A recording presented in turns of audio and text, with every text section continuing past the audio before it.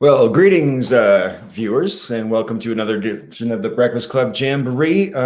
This week, Shamboree, Got That Funk here, hosting the event, and of course, awkwardly, I am waiting for the rest of my hosts to arrive. In the meantime, I want to say thank you to everybody for hanging out last week when I wasn't here. It's always a bit weird for me when we do a Breakfast Club Jamboree and I'm not around. Anyway. And, this week I anticipate that we'll be talking about the school shooting this week in Michigan and the repercussions about the parents facing arrest and all that. When we get a few more hosts in, I'm pretty sure we're going to want to talk a little bit about the stuff going on with the Supreme Court and Roe v. Wade, but not too much because there's not going to be a decision until June. And I don't want to turn that into a horse that gets beaten to death too much. Anyway, and since I seem to be talking to myself at the moment, I don't really know what else to say. Excuse me. I'm just going to fritter over here to the other side and see if I can coerce anybody to hurry up.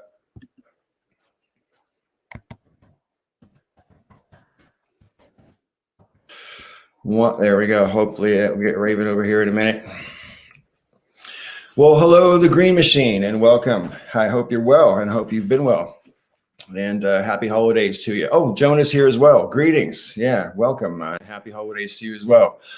Here we go. Let me get the screen ready. And Raven. Greetings. Hi. I'm sorry if I left you waiting. It's 8:01. Well, it's always a bit awkward when I start by myself, that's for sure. But it's not the end of the world. Yeah, I understand. How have you been? I don't know. Hanging in there, I guess. Yeah. Well, you're looking well. You seem in good spirits, and I'm glad to see that. It's been a bit of a crazy week for me. We've been traveling a lot. Right. But we do it by car because I don't really feel comfortable flying right now. Right. I'm listening. Uh-oh. There we go. Oh, I see. Oh, we've got mood lighting going on. Oh, I looked like I was glowing. It was terrible. So it's just better. You mean you don't glow? No, not normally. Oh, okay. No, I'm not in that part of New Jersey. Yeah, right. So who do we have? You're clever. We have Jonah and the Green Machine watching at the moment, and I'm sure more will trickle in along with other hosts. I sent out the usual raft of invitations. I don't know who's going to show up. I know Amy's not going to show up, but other than that, I have no idea. So I wanted to say something to Jonah. Hi, Jonah. I watched that show, by the way. I watched entire season 1 in one sitting, in one sit down. The show is only a few hours. The show is the sex lives of college girls. And it's hilarious. It's a comedy. And yeah, each episode is about a half an hour long, so it didn't take long. Right. Okay. Yeah. I laughed my ass off. So they were, for some reason, Facebook was pitching the show to him. Like, he just kept getting ads for it, and he was like, I have no idea why I'm getting ads for this. So I was like, I never heard of it. So I watched it, and it was funny. Where is it? HBO Max. Oh, I don't have that. You don't have that? Yeah, it's on HBO Max. And I mean, there's some sex in it. Obviously, it's in the title. But it's funny. It was funny. Well, that sounds like one will have to wait for it to trickle onto Amazon or something like that, because I refuse to pay for too many services, man. We've already got like BritBox and Disney Plus and Amazon and Netflix, and I think that's going to have to do. If that's not enough product for me to consume, I don't know what is. Yeah, you could probably find it somewhere, though. I wouldn't be surprised. You know how that works. There's always people who will release things elsewhere. Yeah, but I never watch anything illegally. It's one of those things. I've never downloaded music illegally or anything either. I missed that train, and I'm a proud consumer of vinyl now because I have a nice little setup in my bedroom. So that's cool. Yeah, I was never proficient enough I was never proficient enough in computers and all that kind of stuff to download music. Even now, I still don't do it. I tell Peach what I want and she does it. Oh, right. Well, I was too afraid of viruses, right? Because I heard that downloading music was very risky when it came to viruses, especially back in the Napster days when you would borrow bits of songs from different people's computers, and then your computer would then piece the song together. Right. You know, so you didn't have any idea sort of what was going on in other people's computers, and you're just taking data out of their computer. That's a long time ago. You know, that's like 23 years ago. 23 years ago, you could tell how many seeds there were. And if there was just one seeder and it was a rare song by that band that you like, it's probably a virus. Right. Yeah. I never thought of it that way, but I was just too afraid of viruses. That's the same reason I never tried going to porn websites until like 2017, because I was so afraid of viruses. Yeah.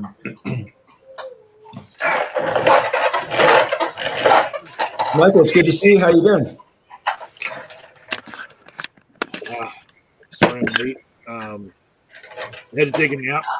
I had insomnia last night, and I didn't feel like I could make it through the show without taking a nap first.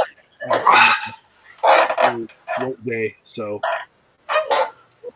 yeah, I woke up and I was groggy and smelling incense in my house and sneezing, and my dog was like, "Hey, wait, where you go? I love this sleeping all day thing." So, yeah. Dogs love sleeping, generally speaking. So yeah, I'm sure they're willing partners for that. I really miss having a dog, you know, but we travel too much. It wouldn't be fair on the animal. yeah, you do travel too much. Huh? You do travel too much. Yeah. You know, I just got back yesterday from St. Louis, and like an idiot, I left the Rainbow Studio there. What? So, yeah, it was dumb, but there we go. We need to get you another Rainbow Studio. Yeah. So, well, I mean, that's what I got for Christmas from my gal last year. So, but I'm not sure if we're going to go back for Christmas this year or not. I think if we do, we have to have like a whole testing thing going on for everybody. Because yeah, it's just Thanksgiving got canceled, so we're going to try to do Christmas. You know, if we do it, we might not go. We might not go. I mean, we might go for New Year's instead, but I don't know. Anyway, enough of that, right? So the world's been turning, things been happening. Yeah. And I don't know where y'all want to start. I do have a place to start. Please, I will happily indulge that. Well, you know that over the past few weeks, we've turned to me for the topic of cryptocurrency, right? Right, yeah, that's a recurring theme. Yeah, it has been. Well, over the weekend, and really starting with the first mention of the Omicron strain, it's been taking a downturn. But actually, yesterday, it was bloody. It was like a 20% drop in Bitcoin itself, and then like all the other coins, various stages of drop, but basically they all go together. The whole market's crashing. So now I'm waiting for the stock market Monday morning, which is Sunday our time, 2 a.m. it starts. Right. You start to get the pre-market sales you can see. And so I'm wondering if I'm going to stay up Sunday night to see the Monday morning pre-market sales to see if there's this huge crash that's happening. Because we don't know, because we have a market that's not 24/7 for our stocks, we don't know if a crash is occurring for these wee hours of the night and the weekend. And all of this shit always seems to happen on a Friday, so we have to wait for Monday. Right. Presidents love to announce things on a Friday, so that we don't really feel the effects till Monday, and we have the whole weekend to chew on it, But right now I'm like, are we about to have our stock markets open to the worst losses ever in a day? Right. It's possible. I mean, am I not incorrect when I recall that the worst loss in a single day happened under Trump a couple of years ago? I actually believe that it's probably because of the original lockdowns. Right. So yeah, at least the worst in my memory. We still have that Black Monday event that a lot of older stockholders keep talking about. Sure. The boomers, they have their stories of their losses, but like our markets are much bigger now, so you have to like translate it into percentages. So like the biggest one day like dollar loss would be ours, but like percentage wise, it might still be theirs. Boomers. Right. Wow. Well, I don't know. I think I've been alive for some pretty nasty swings in the stock market. I remember there was a nasty crash. I can't remember if it was the fall of '88 or '89. I think it was '88 in October, and yeah, it dropped something ridiculous. I can't even remember the exact figure now, but they were comparing it to a smaller version of what happened in 1928 and all that. Yeah. So. I think the stock market to me, I mean, I'm not an expert. I'm not even really an amateur, but it kind of seems like a house of cards, Yeah. Well, based on previous market cycles, I had made predictions for the cryptocurrency market to be double what it is right now after this little crash. And that hasn't happened. And I'd call the Omicron strain a black swan event, something that you can't really predict is going to happen when something like that's going to happen.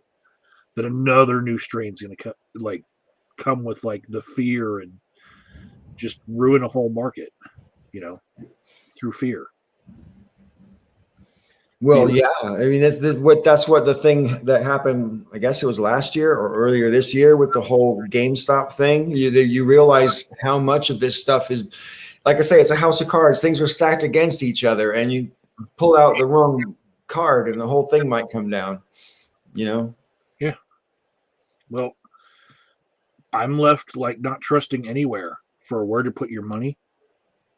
In order to save your savings, savings accounts are not the right place. No, because inflation outstrips interest. Yeah. So you understand that. Well, the stock market, if there is a crash, then right after it, I suppose, might be the right place because, our stock market in America keeps rebounding every time. There are stock markets in other places, like in Japan, where they've had decades-long stagnation. But right. Our stock market, because of the way that we measure it with the S&P and the Dow, seems to keep going up, even though the particular stocks that are in those groups, like the ones that are going up, are all the tech stocks that, they're creating the billionaires that are going to the space and in the penis-shaped objects. So that's what I entered to penis-shaped objects. Flying right at you. I am, other than the obvious utility, I am not a fan of penises. I even like my own, although it is useful.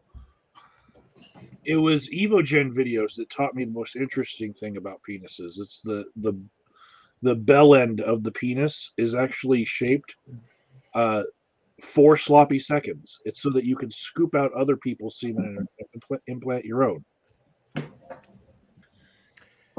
Dragonflies apparently actually have a literal scoop on their penises for the same purpose. Because apparently what they do is when they copulate, after they do they finish, they inject a wax plug, for lack of a better term. So they actually have to scoop out the wax plug so that they can get their own in there, and then they scoop out the genetic material and do their own piece.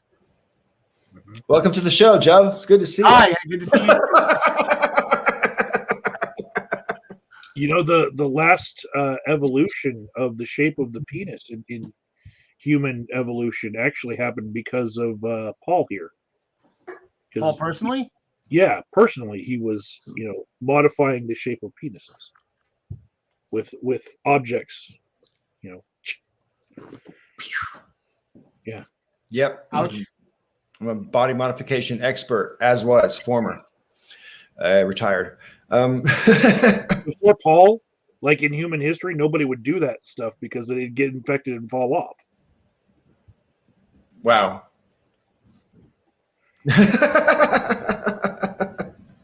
So you're saying Prince Albert didn't actually have a Prince Albert? Well, no one was sure that wouldn't happen, that they wouldn't get gangrene of the penis. I would not want to have gangrene of the penis. Well, body piercing is literally millennia old, right? But I don't need to have that conversation at the beginning of this show. Anyway, so now we have a full screen. So I don't know what we're going to do, but I just really quick want to point out in that whole last segment, I said nothing. I did see that. I noticed that. That's why this segment was so brief. Carry on.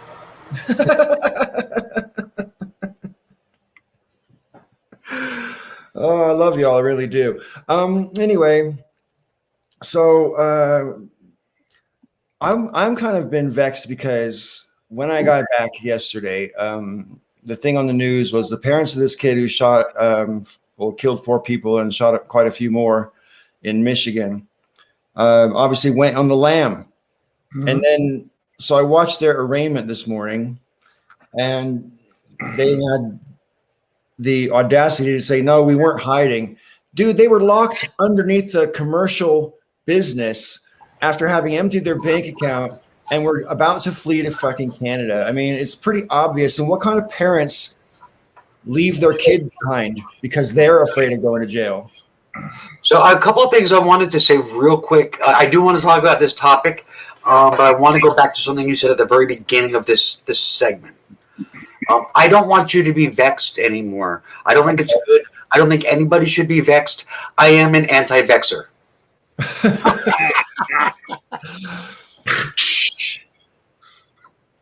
Okay, so, yeah, at the beginning of this, I kind of felt like a certain amount of sympathy for the parents at the very beginning of all of this, because it's like, can you imagine your 15-year-old kid being a parent of 4? Imagining one of my kids doing something that's so horrific that their life is, in essence, is over. I mean, the kid is basically dead. His life is done. And as a parent, all I can think is, how horrific is this? Well, I mean, in the last couple of days, my sympathies have gone from the parents to obviously everyone that got killed and their families and all of that. People were injured. Of course, that goes without saying. But my sympathies have gone from the parents to the kid. So I'm thinking, if those are the parents, this kid never had a chance. Wow, that's something to contemplate. I mean, the parents did seem to be actively encouraging the kid to, I don't know.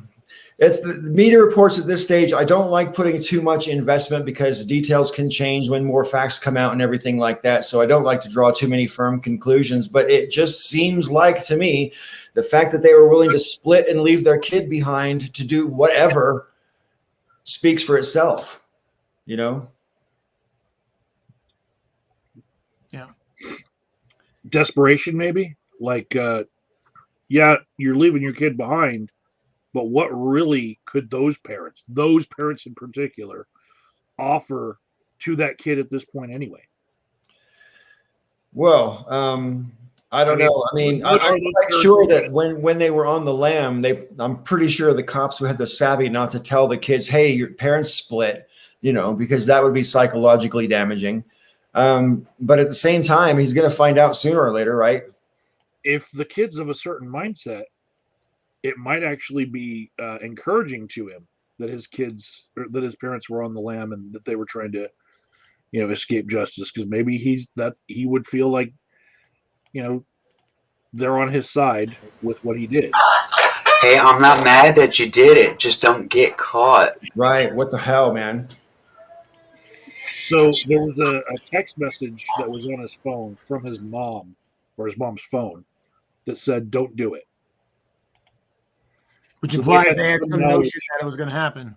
They had some knowledge that was going to happen, and perhaps they're leaving because they disagree with what he did, and they realized that they provided the the weapon, you know. Well, And yeah, I mean, people who know they're guilty often split. I get that, right? But I mean, I mean, I don't know. I don't like to draw conclusions without all the facts, but they sure, like I say, it just speaks for itself. The circumstantial evidence is pretty fucking damning, you know? and I myself was the recipient of a firearm when I was too young to have it, Me too. where it was locked in my dad's gun case, and I knew it was mine when we went to the firing range legally, and he was observing me. I was shooting this thing that I was too young to legally own, but was mine in the gun case. And then when I was old enough to own it, it was given to me. Same thing with a car, and cars can kill people too. Sure, sure. I know I had the exact same understanding with my grown-ups about my guns when I had guns. You know, they were mine, but they were really not mine yet. Yeah, yeah. With guns, we follow the parents, and we, we feel like with these school shootings, it's proper to investigate. Well, how did they get the gun and whatnot? But I can tell you that there's plenty of parents of drunk driving kids that killed other people that are not being prosecuted to this extent, when their parents definitely probably contributed to that minor's delinquency. But like buying alcohol, you mean, or providing party space or whatever? Giving them keys and not following up as to where they are, Right. Yeah. Well, I mean, I have mixed feelings about parents being culpable for the crimes of their kids, but in this case, not so much, because, like I say, this goes beyond just casual negligence of ignorance. This is way past ignorant negligence. Right. I mean, honestly, they're not really being, held responsible or culpable for his crimes. That's their own crimes. I hear that. I mean, negligence is a crime. And if your negligence contributes to the death of people. Right, it's involuntary manslaughter. Yeah, I hear that. I hear that argument, and I stand corrected because of it. Because so you guys, cool. I like when I correct people. So you guys were talking about when you were too young to have guns, but you had them anyway. When I was a kid, I wasn't allowed to have a toy gun. Right. I not even a toy gun, not even a Nerf gun. I was not allowed to have them. Wow. I had a grandmother that was that way. And, I remember I was 3 or 4. This is one of my earliest memories that I made a gun out of Legos and she ripped it out of my hand. Yeah. Because my mom was like that. So I wasn't allowed to have a toy gun, let alone use a real gun. I didn't use a real gun until I was in the service. What about squirt gun? Oh yeah, we had squirt guns. Squirt guns are yeah. So I mean, there was that. And what we used to do is, because we would play army, we would get branches off of trees that were shaped like guns, and right. I mean, and part of me thinks it's stupid to keep toy guns from kids. On the other hand, I think there might be something to it also, but I don't know. But I mean, my mom was very, very against it, because the men in my family, they have a history of crime. So I actually have 2 cousins from the same nuclear family that they both grew up to be cops. And an aunt, not their mother, but a different aunt, had said to their mother, "Your kids arrest my kids." That's how well known and established it is that the men in my family are criminals for the most part. And I wasn't allowed to play with toy guns, and look at me now.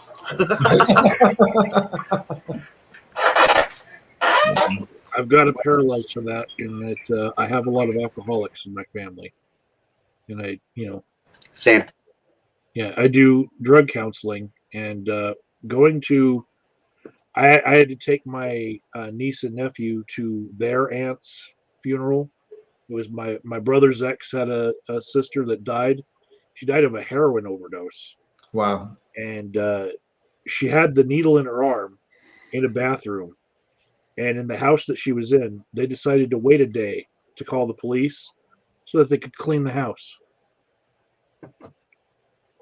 So it was, not a very good situation at all. And when I got there to, take my niece and nephew there so that my brother wouldn't have to see his ex's family, but they could, hang out with their cousins and, go to their aunt's funeral. A lot of those people hadn't seen me in a long time, and they said things like, "Hey, Mike, what you been up to lately?" Which means, what do you do for a living? Right, Which is right. awkward for me to say at the funeral of somebody who died of a heroin overdose. Yeah, I'm sure. Wow. But I got Narcan for everybody. If you just stop by my house, I got the Narcan spray so you can save a life. I got some on my desk. I got some in my medicine cabinet. You can steal it if you want. I'm okay with people stealing it as long as they have it.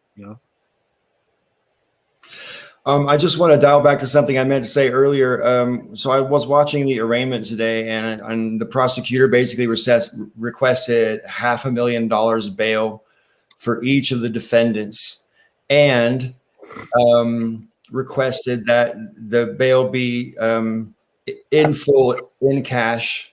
Yeah. No, she didn't request that. She requested $500,000 bail, full stop. And then the defense lawyer said, no, 50,000 or 100,000 is, commensurate for this crime. They weren't really trying to run away. It was all a big misunderstanding. And then it went back over to the judge, and the judge gave them $500,000 each, and then added the condition that they can't get bail bonds. They have to come up with the money in full. And in the event that they may happen to come up with the money in full, then they have to wear a GPS tether at all times, and they have to be completely free of drugs, including alcohol, and submit to all these other conditions and whatever. And it was interesting, and I experienced a bit of schadenfreude because I was watching the accused, they were all on what do you call it, like this Zoom cam type thing. And the guy, he was the father, he was all sassy and stuff when the prosecutor was speaking, and she said that there's a high probability of conviction in this case, and he actually laughed out loud. And I'm thinking, dude, that was pretty unwise. You know what I mean? You should never laugh.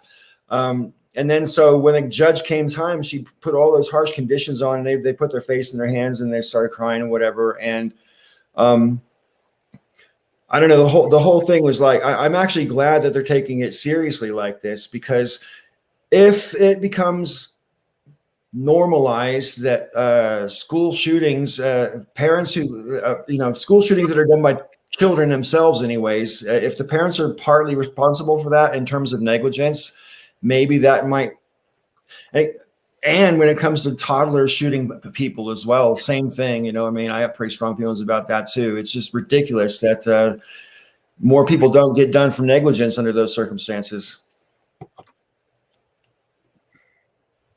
Joe, you've been awfully quiet. Have I said something to offend you? No, just listening. I basically, I feel similar. I mean, if it happens because you either purposely or through negligence gave your child a deadly weapon that they used to be deadly with, I think you should be liable. Right. I just want to answer a question here from the Green Machine. Why not just the tether and no jail? Because of the clear indications that they already were a flight risk. They almost fled already to avoid this arraignment that they were in. And so I think the judge was making the point that, look, even if you manage to come up with $1 million, $500,000 each, you're still going to have a tether, and your movements will be constantly monitored and restricted between, work, doctor, your lawyers, and home. I mean, that's pretty much it.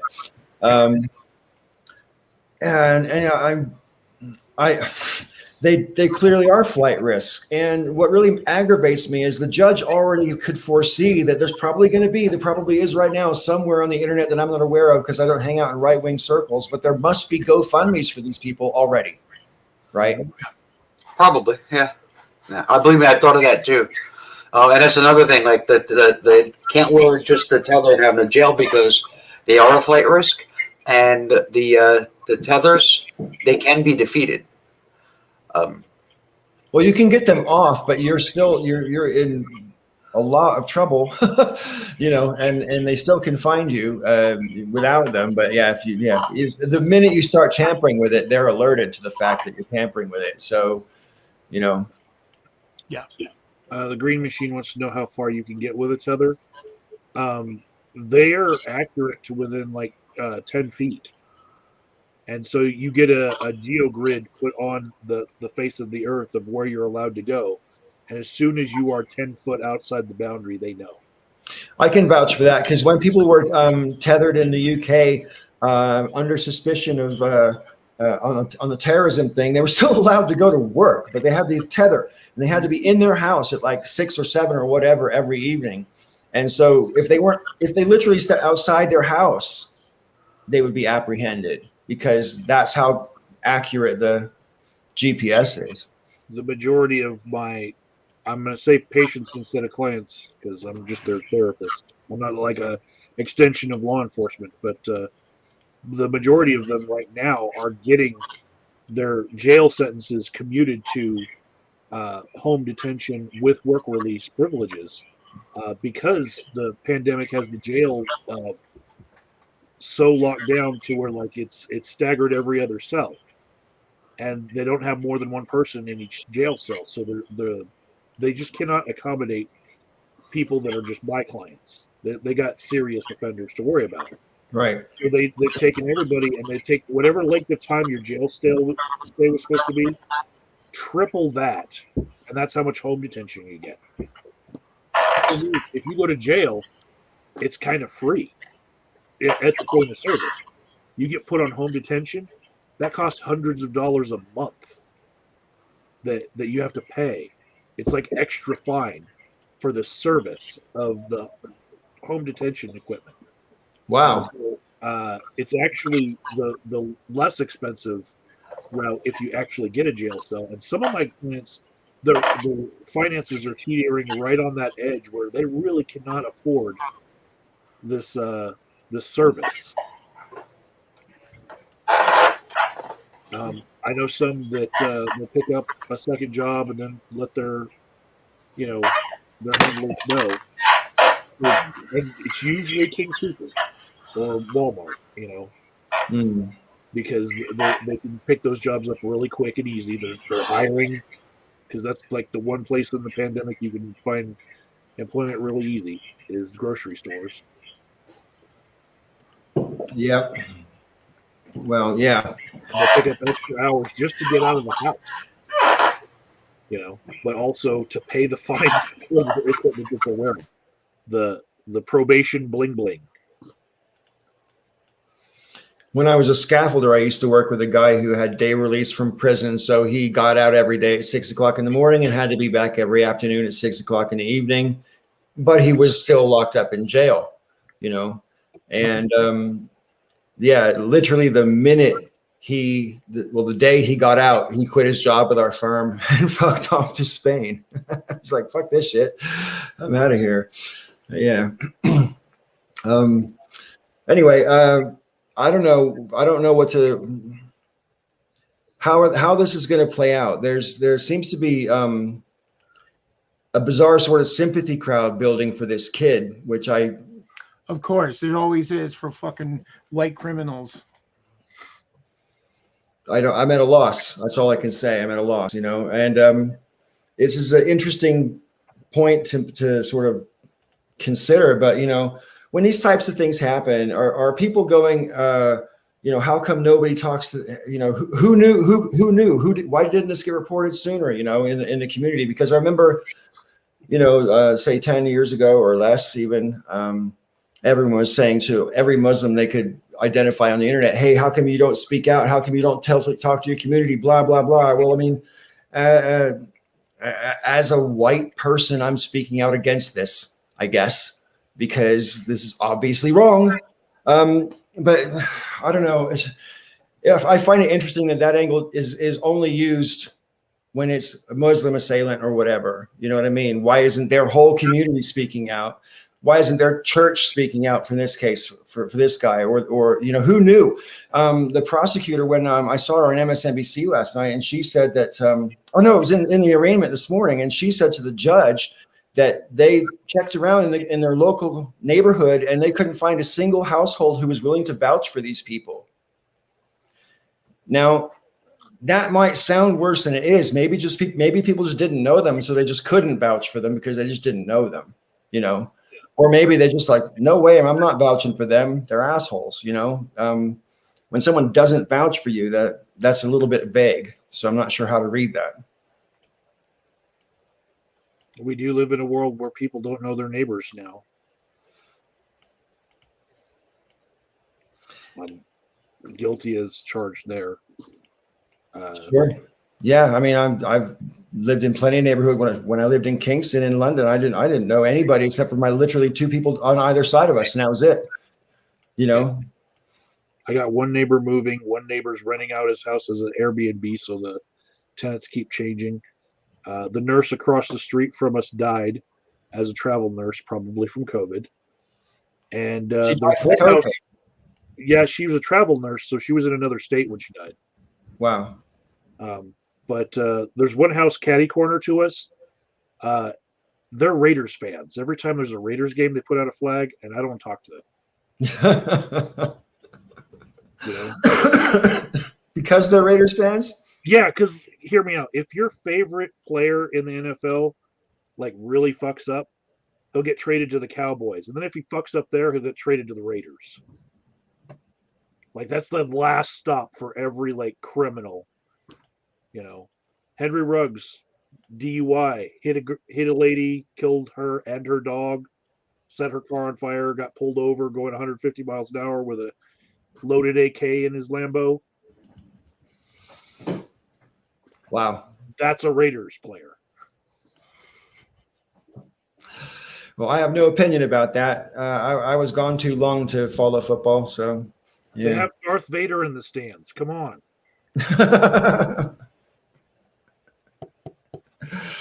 Right. But yeah, we don't know our neighbors, and there's a lot of people who don't. Especially in the pandemic, it's hard to want to go meet people. Nobody's going to accept a pie from me. I look like I have COVID. Yeah, those aren't the times at the moment. That's for sure. I also want to say last thing I want to say about this incident. I mean, like I saw some footage from inside one of the classrooms where the kids were inside hiding, and the shooter was outside going, "Open the door, bro!" And the kids were smart enough to go, "Yeah, bro, okay, we're out of here." And they all started jumping out of the window. Yeah. And when the sheriff was talking about the shooting immediately after the fact, he commended the students for being so well trained, and I just started crying because do I need to explain? It just blows my mind that this is where we're at with school shootings are so normalized that the kids totally knew what to do because they had so much practicing it. So about the kid getting sympathy, though, I think if those are his parents, and the fact that everyone around him, including the school, failed him, he deserves some sympathy. He should still be held accountable for his actions and what he did. And he will probably not see sunlight again, and I'm okay with that. But it doesn't erase the fact that the entire system and every adult he knows has failed him. And that's sad. Yeah. Starting with his parents and, spreading outwards. I mean, the school apparently, from what I understand, tried. They called the parents in either that day or the day before and had some sort of a meeting, which from all reports didn't go very well. They didn't seem to take it seriously, was what I'm told. So he had that drawing. The drawing of I guess, was a bloody body. And it said blood everywhere and help me. And I can't stop the thoughts. Was Something like that. Yeah. yeah. I mean, I don't know. I mean, I'm not an expert.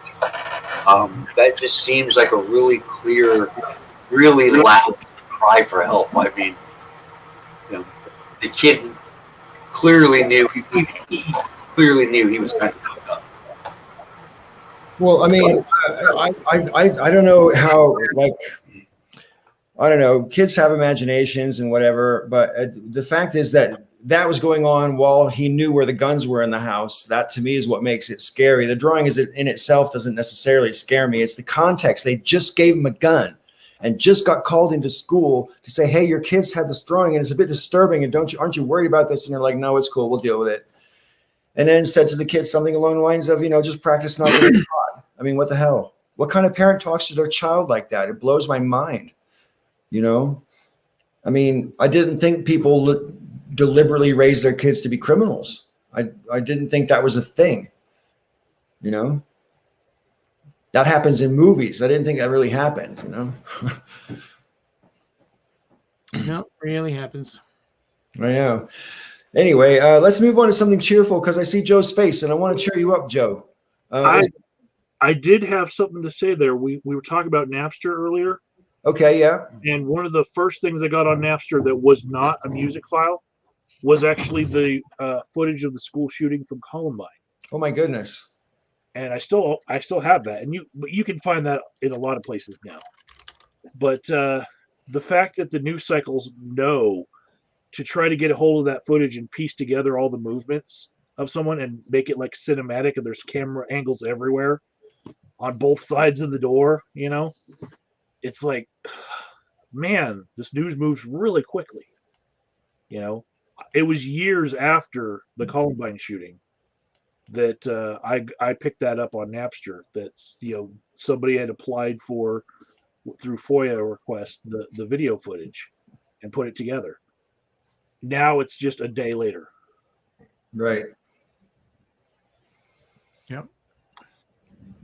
And I'm pretty sure that wasn't even like the first school shooting, but it was like the first really super notorious one. And the first one in my awareness anyway, where the perpetrators sort of had a cult following afterward. And, that's just a sign of a sick society, in my opinion. You know what I mean? So when we were in the middle of like the Obama era, when there was like the whole, the blizzard of bullets in this country at schools, right? All the school shootings where there's one after the next. I was going to make a video about it. I did some research on it, and school shootings have been happening in this country since there've been schools. Right. Since the 1700s. It's not new, and it is a very, very, very American thing that's been with us from the beginning. But I mean, there is a list of all of them, starting in the 1700s till now. Every single school shooting, even if it was only one person was shot, every single school shooting is listed. And as you go through it, you notice that the frequency increases as you go. Like it's not like all of a sudden there's all these shootings. There's a gradual, increase as you go through the years. There is a jump though in the late 90s. And I think it's because of the some Supreme Court ruling that took place in the early 2000s, late 90s. Right.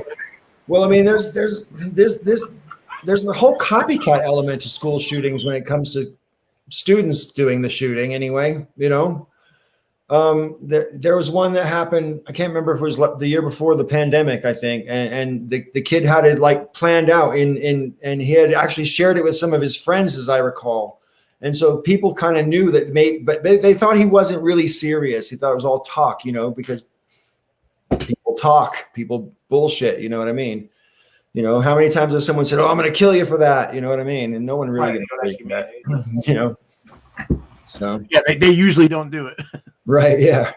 Thankfully, right? There'd be hardly any of us. There were bragging in the first year of COVID, last year of Trump's presidency, that there were no school shootings. There was no school.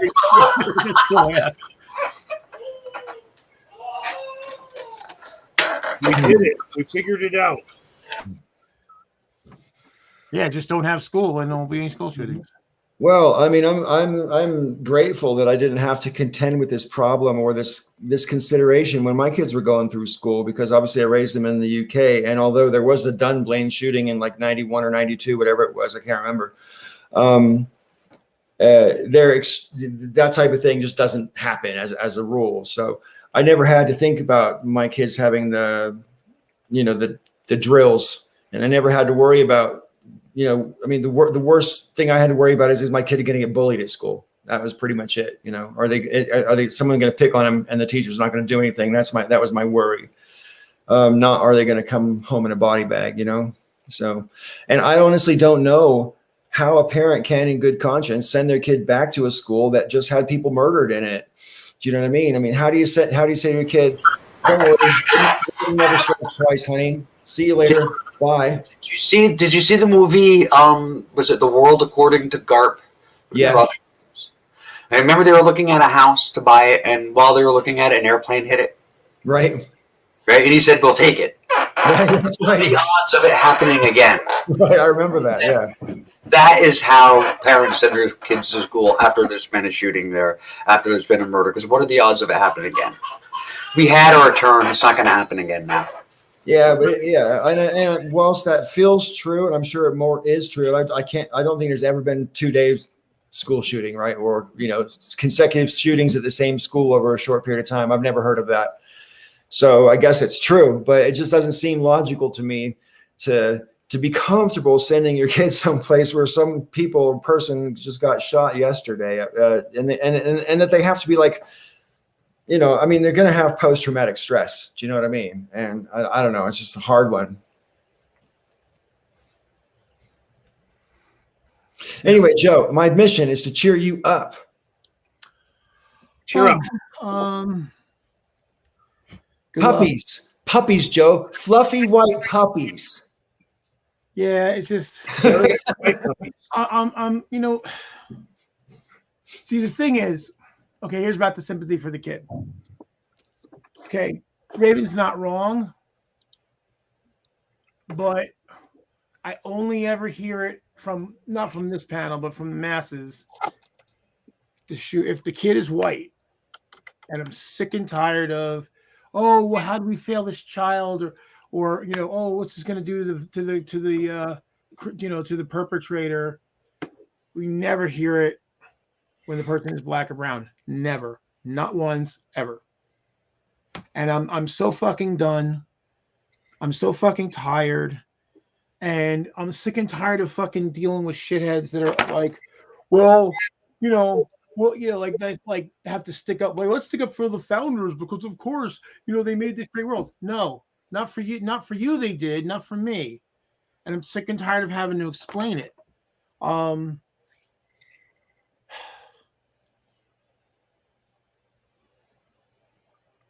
The other day, I'm talking to this asshole, and he's going off about, oh, well, but, don't cancel Jefferson because blah, blah, blah, blah. And I'm like, I don't give a fuck who you like, who you don't like. You can like whoever the fuck you like. It has nothing to do with me. But don't insist that I have to come along with you for the ride. And he's like, oh, it was like this dismissive thing, like, well, that was a long time ago. That's how it was then. Or, oh, well, yeah, but it happened. It was bad, but now it's over. And it's like, I carry the DNA of the men who raped my great-great-great-grandmothers. And I get sick and tired of getting told that I have to venerate these fucking bastards like Jefferson and all the ones like that. And I'm a bad American if I don't have, have glee over that. And I'm sick and tired of our white supremacist system because it's fucking crushing me. And I'm so fucking tired. And I'm tired of hearing fucking sympathy for white perpetrators. I'm so fucking done. I'm beyond my fucking rope with it. So yeah, he didn't have good opportunities. Tough. There's a fucking whole bunch. There's a million kids in Baltimore that don't fucking opportunities. There's 2 million kids in New York City with no fucking opportunities. There's half a million kids in Dallas with no fucking opportunities. I don't disagree, Joe, but there's a difference, and the difference is with this kid and kids like him, regardless of color, as far as I'm concerned. His parents basically put a gun in his hand. These were fuck yeah, America, you know, we're the real patriot, you know, because that's what it breeds. from bumblefuck January 6th type people. That's who they were. And that kid and any other kid in that household um, is already dealing from you know, they're pulling from an empty well. Hmm. In a world that's still made for him. Yep. And the fact that the world is trying its damnedest to have compassion for him is the proof of that. And I don't have any fucking time. I'm no truck with that anymore. I'm fucking done. I don't want to fucking hear it. I don't want to hear how. That's why I told people to fuck off with the Second Amendment. The Second Amendment is bullshit. It is the second privilege that some people get and some people do not. Because white kids can go and blow people away, and we go, oh, I don't know. Well, don't even talk about the gun. But a black person who might have a gun is fair game. And I'm done. I don't want to fucking hear it anymore. I don't want to listen to it. I'm not having it. Tamir Rice. Assassinated before he even had a chance to move. Yeah. John Crawford III. With a toy. Yeah. And where's the premier? Oh, Philando Castile. Where's the premier defender of Second Amendment rights? Nowhere. Right. They had nothing to fucking say, which tells me that they don't really want to defend rights for black people carrying guns, only white people. So that tells me it's a white supremacist rule that gets, gets on paper, it protects its all, but in reality, it doesn't. And now I know what it's really for, because when the people that are for defending Second Amendment rights come out for certain people, including perpetrators, and not for other people, including victims, and then I know what it's really all about. Yeah, I just want to further to the point you're making, Joe. I just saw this on Twitter the other day, and it just illustrates it vividly. Let me just make the screen different for a second.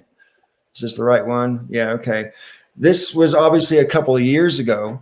This is not, I think it's like 2 years old picture, but this is the picture that got circulated in the media of what's his name, the killer in Colorado, in Michigan. And this was a picture. This guy was a killer. And this guy got shot. And this Trayvon Martin. And that's the picture that the media circulated for Trayvon, him with two middle fingers up. Right. And so the reason I'm pointing this out is because the institutional racism that we often talk about, we more often talk about it in the justice system and in politics and in education, but we don't necessarily seem to talk about it as much in the media as I think we should, because the media does this kind of shit all the time. You know? Perfect example of that is Katrina. White people, black people looting food, white people finding food. Same food, same disaster. So right. There's another more prescient example right now. Paul's been gone out of our community for a while now, and probably doesn't realize that we had school shootings in Aurora, Hinckley High School. I did see that on the online. Yeah, you don't hardly see any news about that because that's black on black. We're going to pay attention to the white school shooter and his parents, and have that be the 24-hour news cycle. In our own community, it's happened again. It was just blocks away from an anti-violence rally that was going on. So I got to ask in all sincerity, right? What the fuck is up with Aurora? Okay, a lot of shit happens in Aurora. What the fuck? You know how there's like San Francisco and there's Oakland?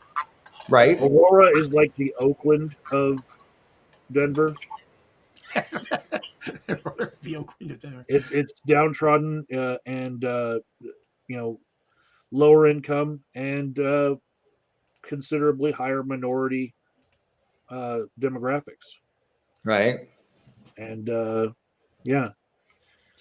And a very different style of policing from what it seems on the news, but I don't know. I don't live there, so I shouldn't really have an opinion, but I've actually experienced it working in all the area hospitals that, their police are a little bit more handsy. They bring in people to the hospitals in a lot different circumstances than the other departments. I have seen.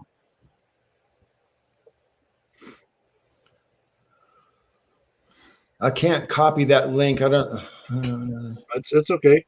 It's Okay, just Joe, can you copy that link and throw it up? I can't copy the link in the private chat. Something. it's just a link to talking about how Aurora schools aren't open for lunch anymore like they were, like open lunches. They're closed campuses now. They don't let anyone on or off after they've already, swept for guns. They don't want anyone going out of the school during lunchtime to bring one in. Oh, wow. And see, to me, all these sort of measures are like super, super sad, because I remember a day when you could walk on and off your high school and go into town and get lunch and come back and go to school. And because, you lived in a free country and you were close enough to an adult that you could be trusted to come back to school and everything like that. But I don't know. I don't know. There's a lot of things like that just seem to be, I took totally for granted, but seem to have disappeared over the past 15, 20 years or so. It changed at my high school while I was going there. The high school itself moved to a place where it wasn't as convenient for people to just go across the street to local vendors in the first place. But when they totally locked it down and made it so that you couldn't leave during school hours, a lot of the local businesses complained because they lost, patrons for lunch. Right. It's part of the daily push. That makes sense. Mm-hmm. Yeah. So anyway, shall we move on to something else?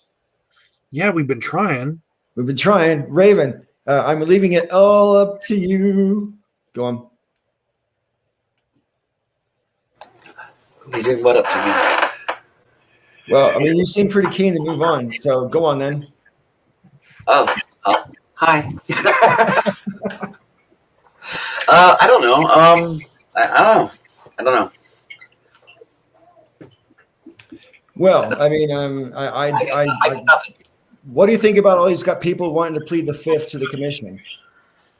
Oh, didn't Donald Trump say that if you plead the fifth, you're guilty? Yeah, he said that mobsters plead the fifth. Yeah. So. But I mean, I thought you had the constitutional right to plead the fifth, and that you weren't supposed to infer guilt from pleading the fifth. I thought you're protected from that inference legally. Maybe I'm wrong. But I mean, there is no other, the entire thing is I refuse to say anything because I may incriminate myself. So the only way you can incriminate yourself is if you're guilty. Or but I mean, maybe you don't know that you've committed a crime and they know. So then they ask you stuff and then you basically walk right into it. Well, the thing is, I mean, you can, just because you could be innocent and you can say things that incriminate you because they can be twisted or turned around in a way that makes you look guilty of something.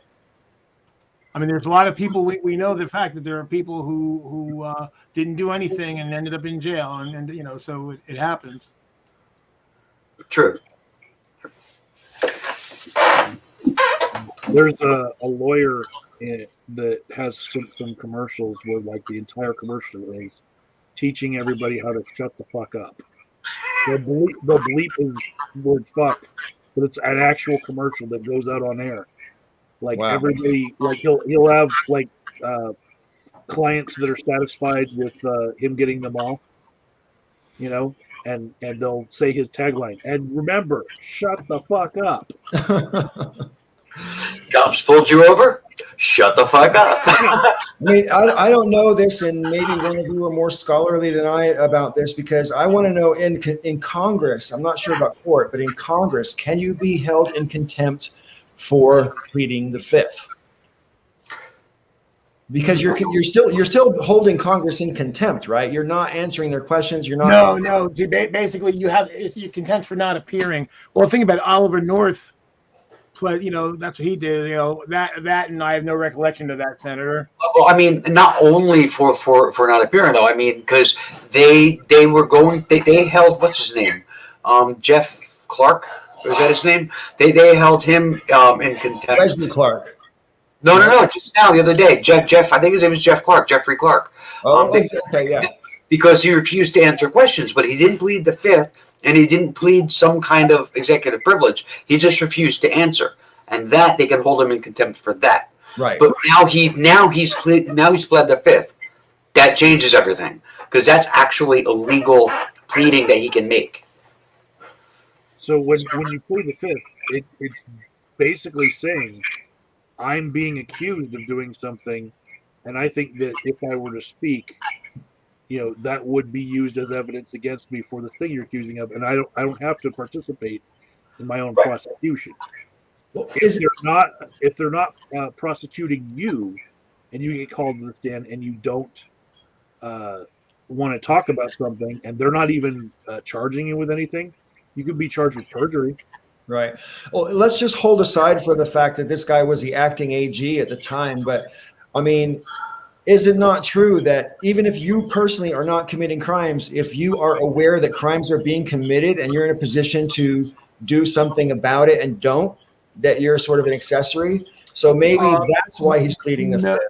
well, see, not you can know about something and not do anything. It's more of if you were part of the planning of it, or if you sheltered somebody or hid evidence, then you're an accomplice after the fact. See, if you're part of the planning, then it's conspiracy. But if you see it go on and you do nothing, then that's indifference, which in some cases would not be, uh, a crime, depending on what crime was committed. Well, when I was a kid, I watched all those Watergate hearings all summer long, and it was amazing to me, even at the age of 10 or 11 or whatever I was, how all these professional politicians they just couldn't remember a goddamn thing. No, I can't recollect. I don't recall. I can't recollect. I don't recall. I mean, that was like the number one thing they all said. It's amazing that so many people with amnesia get elected into office. It Yeah, shocks well, me. because the problem is, of course, it's hard to prove that someone does remember something, and you say, "Well, I don't recall." I mean, yeah, you know they're full of shit, but you can't prove that they don't recall.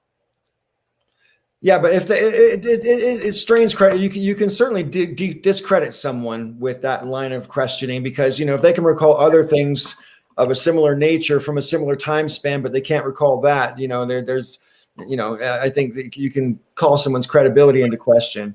Oh, sure. But I mean, there is no credibility for any of these ghouls who they're trying to get in for Congress right now, and I understand that they've done dozens of interviews with lots of other people. What do you all think about the potential for them putting out a sort of preliminary report, so sort of here's where we are right now? And do you think if they did that, would it let it encourage people to maybe come forward once they see, or is it a bad idea to sort of let people know what they know at this point? One of the things that happened, why Jeffrey Clark is pleading the fifth, was because after he walked out of his hearing in front of Congress, when he walked out, he said, hell with this, I'm not doing it, and he walked out. Afterwards, they continued. They were there, so they continued, and they said, these are the questions we were going to ask. And they went for another couple of hours just going over the questions that they had planned to ask him. And one of the questions was about metadata on the letter that he wrote to the Georgia election officials to overturn the election. The metadata is metadata from the White House. And that was they were going to ask him about. And nobody knew about that until they said we were going to ask about this. Right. And now, I don't know if you saw it or not, but that's like big news now, because the White House had a hand in writing that, which then now will lead an investigation, or should at least turn eyes at Trump and his administration. So it's almost like putting out a report and saying this is, where we are. I mean, they told the world this is what we know, and we know that letter, parts of that letter, originated in the White House. Wow. I think what's more interesting to me is some people who I don't know that they actually had security clearances at all. I believe they're planning on using a method of not speaking by just saying that I can't say anything about that because it's classified because of national security. Steve Bannon seems the most likely person to try to say things like this. Like, I was working with Trump for a while, even though the things that they're talking about, he wasn't working with Trump during that time, but he's still like trying to claim this executive privilege of it's a national security concern, so I don't have to talk about it. See, but he gets a hard on about kind of presenting himself as a bigger deal than he is. Yeah, he does. I mean, he gets off. He's just like, hey, look at me. I'm hot shit with 2 shirts.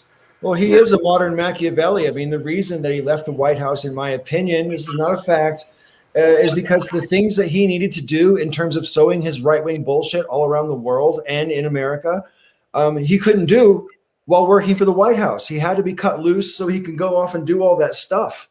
And, Hungary's had a lot of visits from Steve Bannon, and, you might argue that it's evident from what has happened in Hungary over the past 5 years.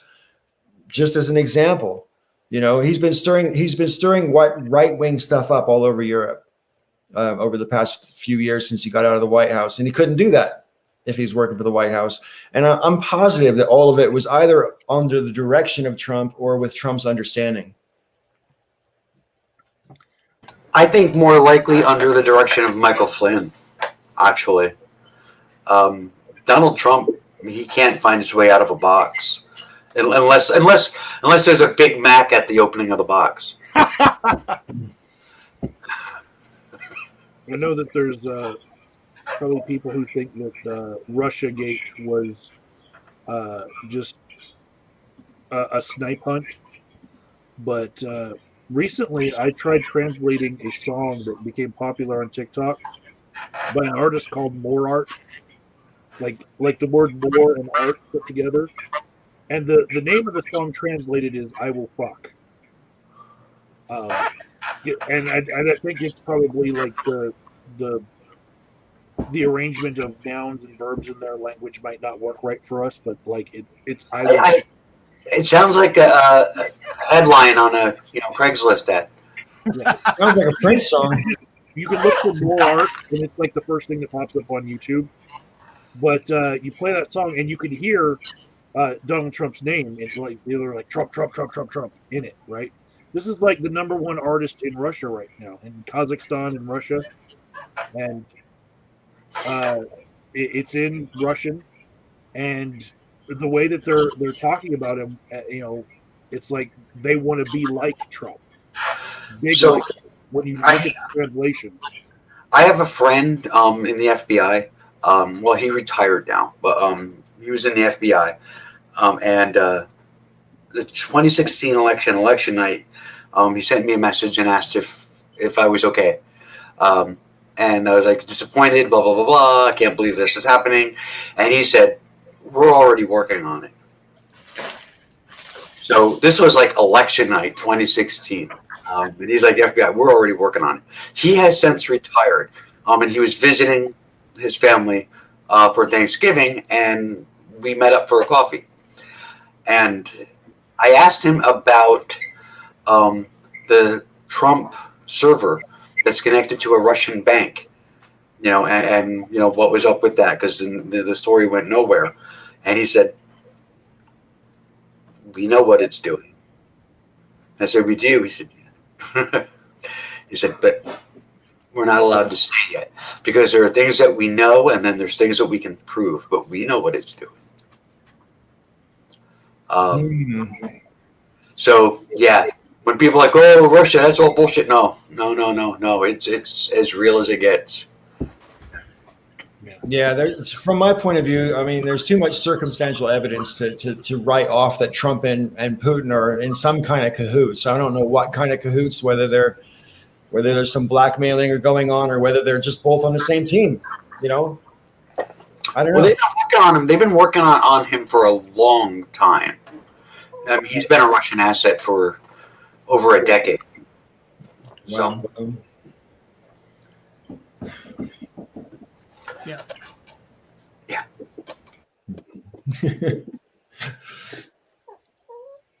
Fluffy white puppies. I'm sorry. I got to try something, man. Well, actually, and there's one right there. Yay. What a That's cutie. Matt. I know why he's there. It's because there's a Outback Steakhouse bag right behind you, Joe. Hello, Mister. That's Flash, or Mister Flash, as I like to call him. Flash wants you to share with him. That's from that's long since eaten, and I did share. I'll be right back. So actually, before you go, Paul, you remember that when Mr. Plow, The Simpsons? You said before he goes, but then he left anyway. He left anyway. But so you can't hold that bladder. So yeah. So when he's got to go. He's got to go. So what I think to Flash is, it's like Mr. Flash. That's his name. That name again is Mr. Flash. Just like Mr. Plow.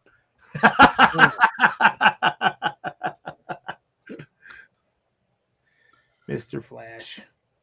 He's a good boy. He whines a lot, but he's good. It is always show and tell with dogs on the show. If you ever have a dog, I want to see. Yep, I got two. Well, the other ones are sleeping right now. Then they go to bed at 7, but at some point you'll see them. Well, you've seen them. I've posted a dozen pictures on Facebook, so I'm sure you probably saw one of those.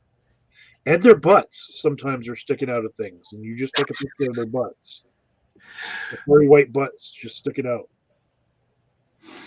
Little white butts. Yeah. My dogs don't come upstairs anymore. They're getting old, and they can, but they don't want to. So if they did, I'd call one up in my lap. But it's been like a year since any dog has wanted to come upstairs. It's bad on their hips. Go up and down the stairs, especially down. Getting old. Just like me. Yeah. Although if my dog saw your dog on screen right in front of us, my dog would want to eat my screen to try to eat your dog. Because my dog's retarded. Don't eat the Flash. Yeah. What have I missed? Dog talk? Yes. Yeah. What is underneath your Stop Trump T-shirt? Like where it says that? What is that? The big balloon of Trump? Yeah, it's a Trump baby balloon on the bottom. Yeah, and it says "Stop Trump" and the date of the march on the back. Well, you missed my July song. of 2018, huh? You missed my song. Say again? You missed my song. Oh, I'm sorry. You want to do it again? So it's like, so that was Flash. So it's Mr. Flash. It's like, Mr. Flash, that's his name. That name again is Mr. Flash. Which I totally ripped off from the Simpsons Mr. Plow song. Well, yeah, I'm jealous of you having a dog, Joe. I miss having dogs. I really do miss it. It's, Dogs are awesome. Someday when I'm old and haggard, I'll have a dog. I think maybe. It's gonna be a long time though. We can get you one like Paris Hilton, where it just goes in your handbag and goes along with you. I don't have any. I used to have like this major aversion to small dogs, but I don't have that anymore because I had 2 Jack Russells. So once you have small dogs, it kind of changes your mind, right? Because I grew up on a ranch and we always had either medium or big dogs, and to me that's a dog. Small dogs, I used to say they're like toy dogs. It's like a dog for people who don't really want to hold dog. That's what I remember. I can hear myself saying that when I was like 18. Anyway, but any dog that you treat well is going to just be overjoyed every single time you come home. So it almost doesn't matter what kind of dog you have, as long as you have that from your dog. You know what I mean? Because you can't replace that. The people that you live with don't get excited every time you walk through that door, but your dog sure does, Yeah. There's nothing to make you feel better about yourself than a dog. I couldn't agree more. And like, when especially like if I'm all morose, it happens. When I live with Carrie and that dog Slayer, it looks exactly like Tramp from Lady and the Tramp. And that dog come up and do the eyes on you, and that's it. You're slain. That's it. You got nothing left. You can't be sad. It's impossible. And it's also like, that dog knew when I was sad and knew it was his job to come and cheer me up, little bastard. So, yeah, I miss that dog. I live with dog lovers, and I am so grateful for this law in my town where if you have more than 3 dogs in my part of town, you have to have a kennel license. Oh, yeah? In parts of town, you have to have a kennel license after 4 dogs. But, like, I'm pretty sure that I would have more dogs in my house if it weren't for that law. Right. Well, I mean, I know for a fact, my gal's daughter she works at a kennel, and she has 3 dogs and a cat. And when she was given this cat, she did not know that the cat was pregnant. And then shortly after she was given the cat dropped 8 kittens.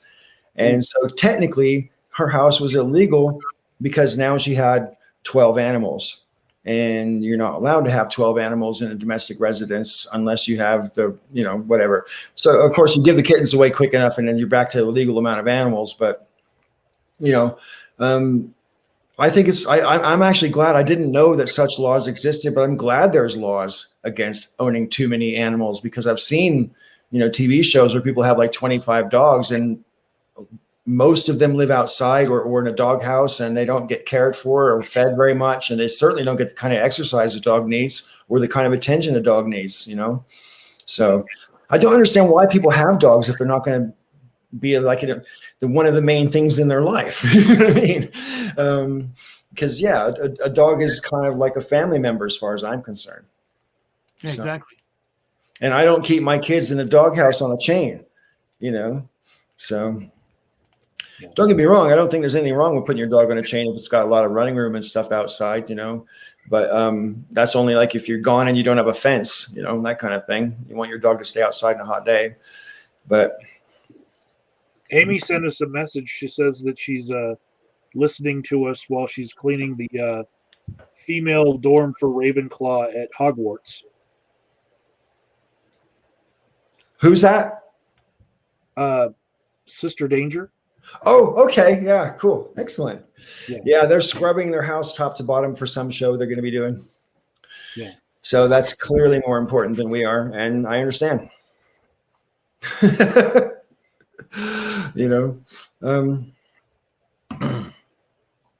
Anyway, bring it on, boys and girls. Tell me what's happening. First, the earth cooled, then the dinosaurs came, but they got too big and fat, so they all died and turned into oil. And then the Arabs came and they bought Mercedes Benzes. Related to what I'm going to say. So, like a week from now, we're probably going to have some snow. You and me, Paul. Right? Well, that would be nice since it's fucking December 4th and it's hot outside today. Yeah. So a week from now, you're going to have snow. I'm going to have snow. I can't tell you how much. I can't tell you that it's going to be worth calling snow. But guess who's getting snow? Hawaii. Oh, yeah. I heard about that. Blizzard. I don't even know what that would look like. You know what I mean? Apparently, there's been like 5 of these in the last 15 years where they've gotten snow, but this is going to be a really bad one. They can't say for sure. But from what I understand, it's the summits. It's on the mountaintops. Yeah. Oh, it's not going all the way down. I don't believe so. I mean, it's a mountain. Oh, okay. Which is still, in the big picture, a pretty rare thing, I think, for Hawaii. But yeah. I want to know how that works out with like live volcanoes. Right. They just go. Yeah, I'm still relatively new here in Colorado, but I feel safe in saying that this heat that we had today is unseasonal. Last year, by this time of the year, it had snowed at least half a dozen times, and it hasn't snowed more than once this autumn up here on the mountain. So, when you have a dry winter, you worry about the summer because, the hillside is covered with burnt trees from a previous forest fire. You know what I mean? So. I want to respond to Amy's thing. She's saying that she has a topic idea, and that this last weekend, a friend of hers told her that they think that the billionaires of the world have done the cost analysis.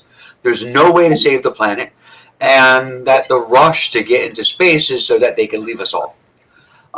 So my thoughts on that is I think that's nonsense. I think the reason why the billionaires are spending lots of money on space travel is so that when they come back, they can jerk off in front of everybody and say, look what I did. I am so wonderful. I am a master of the universe. I think that's what it is. Raven, did you ever see that movie with Jodie Foster and Matt Damon called Elysium? I think so. Yes. No, okay. Yes, I did. Yes. Yeah, it's a space station. Elysium is a space station where like the ultra rich elite live, and they have like a lot of medical advances. And Earth is basically a prison camp.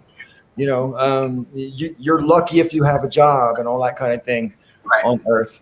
You know, I mean, going to another planet seems a bit too far fetched to me because it would cost less to fix this planet than it would to terraform another planet. So, you know, there's oxygen here already. So that's one thing. But going out into a space station and having some sort of elite ruling class, that doesn't sound too far fetched to me. You know? Yeah, it's just it's not something we have the capability to do at this time now. So, I mean, they can do all the cost analysis they want. It's still cheaper to save this planet than to do anything else, especially when the technologies needed don't exist. Yeah, I mean, The reason that they're racing into space is so that they can, you know, claim to be masters of the universe. I mean that's the thing. When people make up these bullshit, you know, conspiracy crap, it's because they have no fucking idea how anything works or how anything is produced or what's to do anything. On a slightly related topic, I want to show you all something. Hang on. I'm going to do the screen thing again. All right. Bring this up, pause, start it over. Okay. I saw this on Twitter the other day. I was kind of creeped out by it. I'm not terrified or scared for all the science fiction reasons you might think, but I find this vaguely uncomfortable. All right. Watch.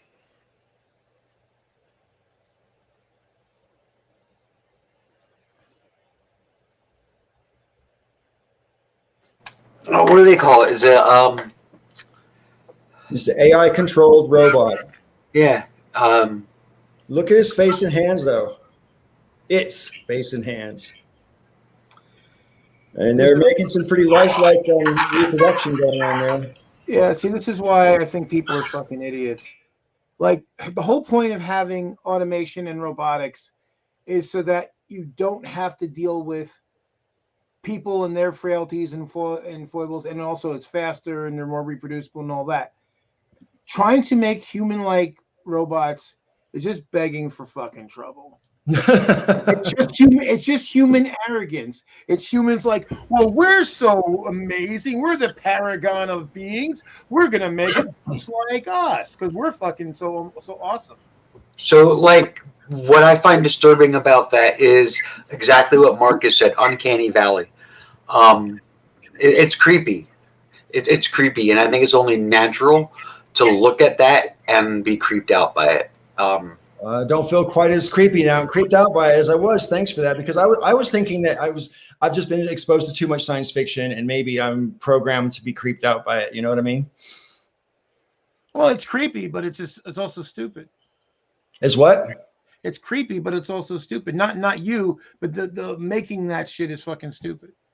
Well, Joe, I think the potential that they're making these for is not to do human tasks as such in terms of like factory workers or domestic servants or any of that. I think this is what they're getting ready for transhumanism. That's what this is about. more arrogant bullshit. You know, well, I mean, there's a whole international consortium that's aiming to have this whole transhumanist realization realized by 2050, which is, you know, around the corner in the grand scheme of things, although I'll be an old man by then. Because of course, you know, any one of us, like, what these people are doing, because I'm going to live forever because I'm so special and I'm going to put my brain into a robot and I'll live forever. You know what? The best thing about humanity is that we die, so that bad ideas cease to exist or cease to be practiced regularly. That the species overall, with all our fuck upness, we're generally getting better slowly, and we take slides back, but we're generally getting better. Just imagine. Joe, smile. if all the rotten pieces of shit, fucking Confederate asshole cocksucker, excuse me, were alive, and still with all their bullshit, bad enough that we got their descendants who like, you know, if you like them theoretically, imagine if their great grandpappy was still here with all their bullshit over and over. So that's why, like years ago, ZJ did a video about, like, she didn't understand why people said, like, you know, if, you know, yes, we're all for prolonging human life, but, you know, most people felt that there should be a limit, like it shouldn't get ridiculous, and she didn't understand that. I'm like, so transphobes will fucking die off. That's why humans should fucking continue to die on a regular basis, so all that horse shit can fucking die with them. Okay. Joe, I have an alternate theory that I want to run by you. Sure. It might speak more to your heart. So, like, as a white guy with, you know, those white guy genetics that have followed me through the centuries, and you know, they're in me. I'm quite aware that I don't have slaves. You don't have what? And I want my robots to look more human-like because I don't have slaves. Right? Like, if they looked human-like enough, maybe I could let it go.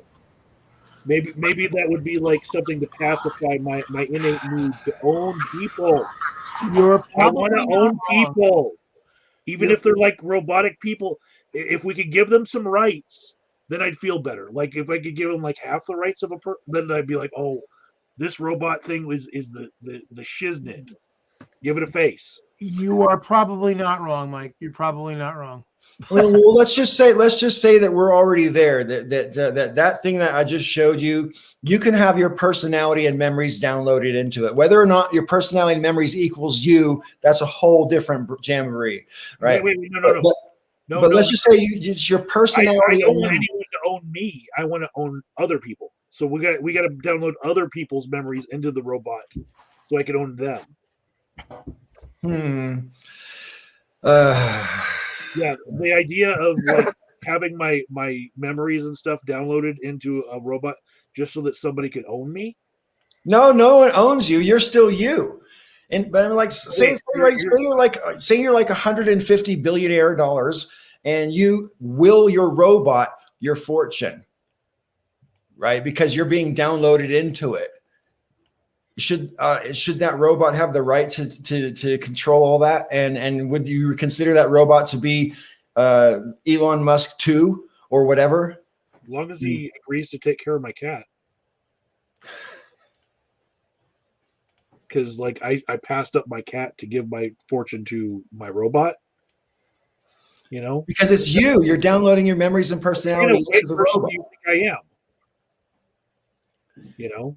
I have fur babies to feed in perpetuity instead of other people. Wow, where did we get to now? I don't know. We were downloading personalities into robots, I think. Yeah. Transhumanism. It's beautiful.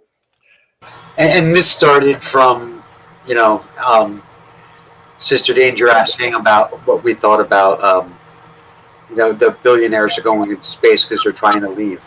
That's how we got there. Well, I actually think there's something to her theory with that, because it goes along with my theory that guillotines require gravity to work. That's why they're trying to get off the planet. They do, but you can make a guillotine that's got like gears and it doesn't really need gravity. Yeah. It's going to take some work, though. Not that simple chop action. That's true.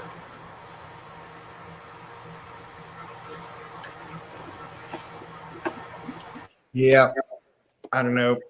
I worry about it. I do. I think that we can't underestimate where people will take technology, you know. When Einstein came up with the general theory of relativity, it was perfectly innocent. But the repercussions of what that formula meant, he could not have predicted, you know. So sometimes things are invented with, or discovered, I should say, with good intentions, but then people get a hold of it and things go wrong. I think a worst case with that would be Darwin's theory of evolution and how that's been really, really twisted in other people's work. People really don't understand what he was saying, and I've been arguing off and on all day long with some Bundy wacko who's asking, how come there's no transitionary fossils? Explain the Grand Canyon. This is like, seriously? I don't even know how to, like every fossil transitionary, so I don't even know what to say about that. And they're like, well, says you. No, actually, it says science. Which science? We can talk about all three of them. Marcus asked a pertinent question about the transhumanism thing, which I've lost track of it. Well, Marcus's comment was, how do you get the soul in? And, memory and personality. Is that your soul or not? And Prince soundtracks. Because what else is there besides that makes you besides your memories and your personality? Your body. And if you lose your body, but you can preserve your memories and personality, is that still you? Is it real or is it Memorex? It's a fair question, right? Because these whole things, we joke about it, right? But this day will come. The day will come. It might not be this century, but the day will come. There's also something to be said for how that would make a really hollow version of you, because part of your personality is biological. It's the result of the interaction between like you and the urges of your body. Just a few minutes ago, Joe was saying, before you leave, and then you just got up and left anyway because you had an urge to go leave, Paul. And that urge like made part of your personality leave Joe hanging, right? For me, I think it's the interaction between my gut and my mind. If I'm hungry, I'm in a different state of mind.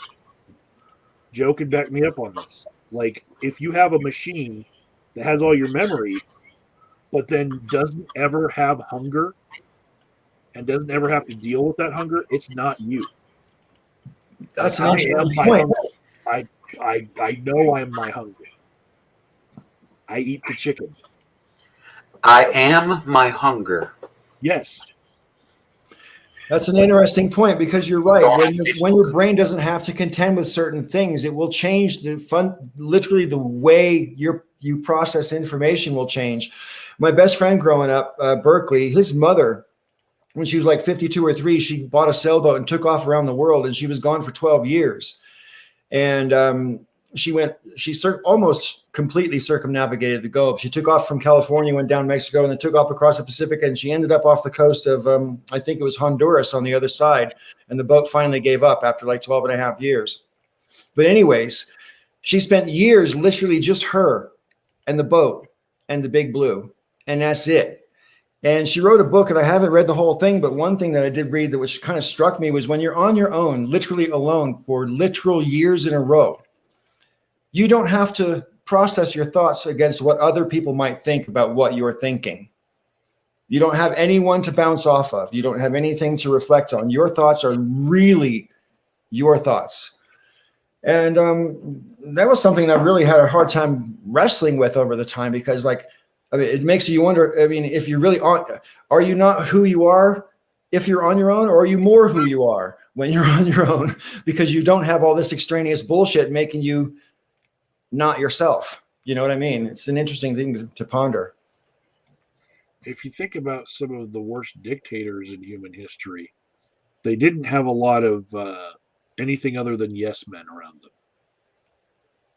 And the one on your t-shirt is a pretty good example, but some of the worst atrocities can be done by those people because they have no one there to bounce an idea off of to counter them.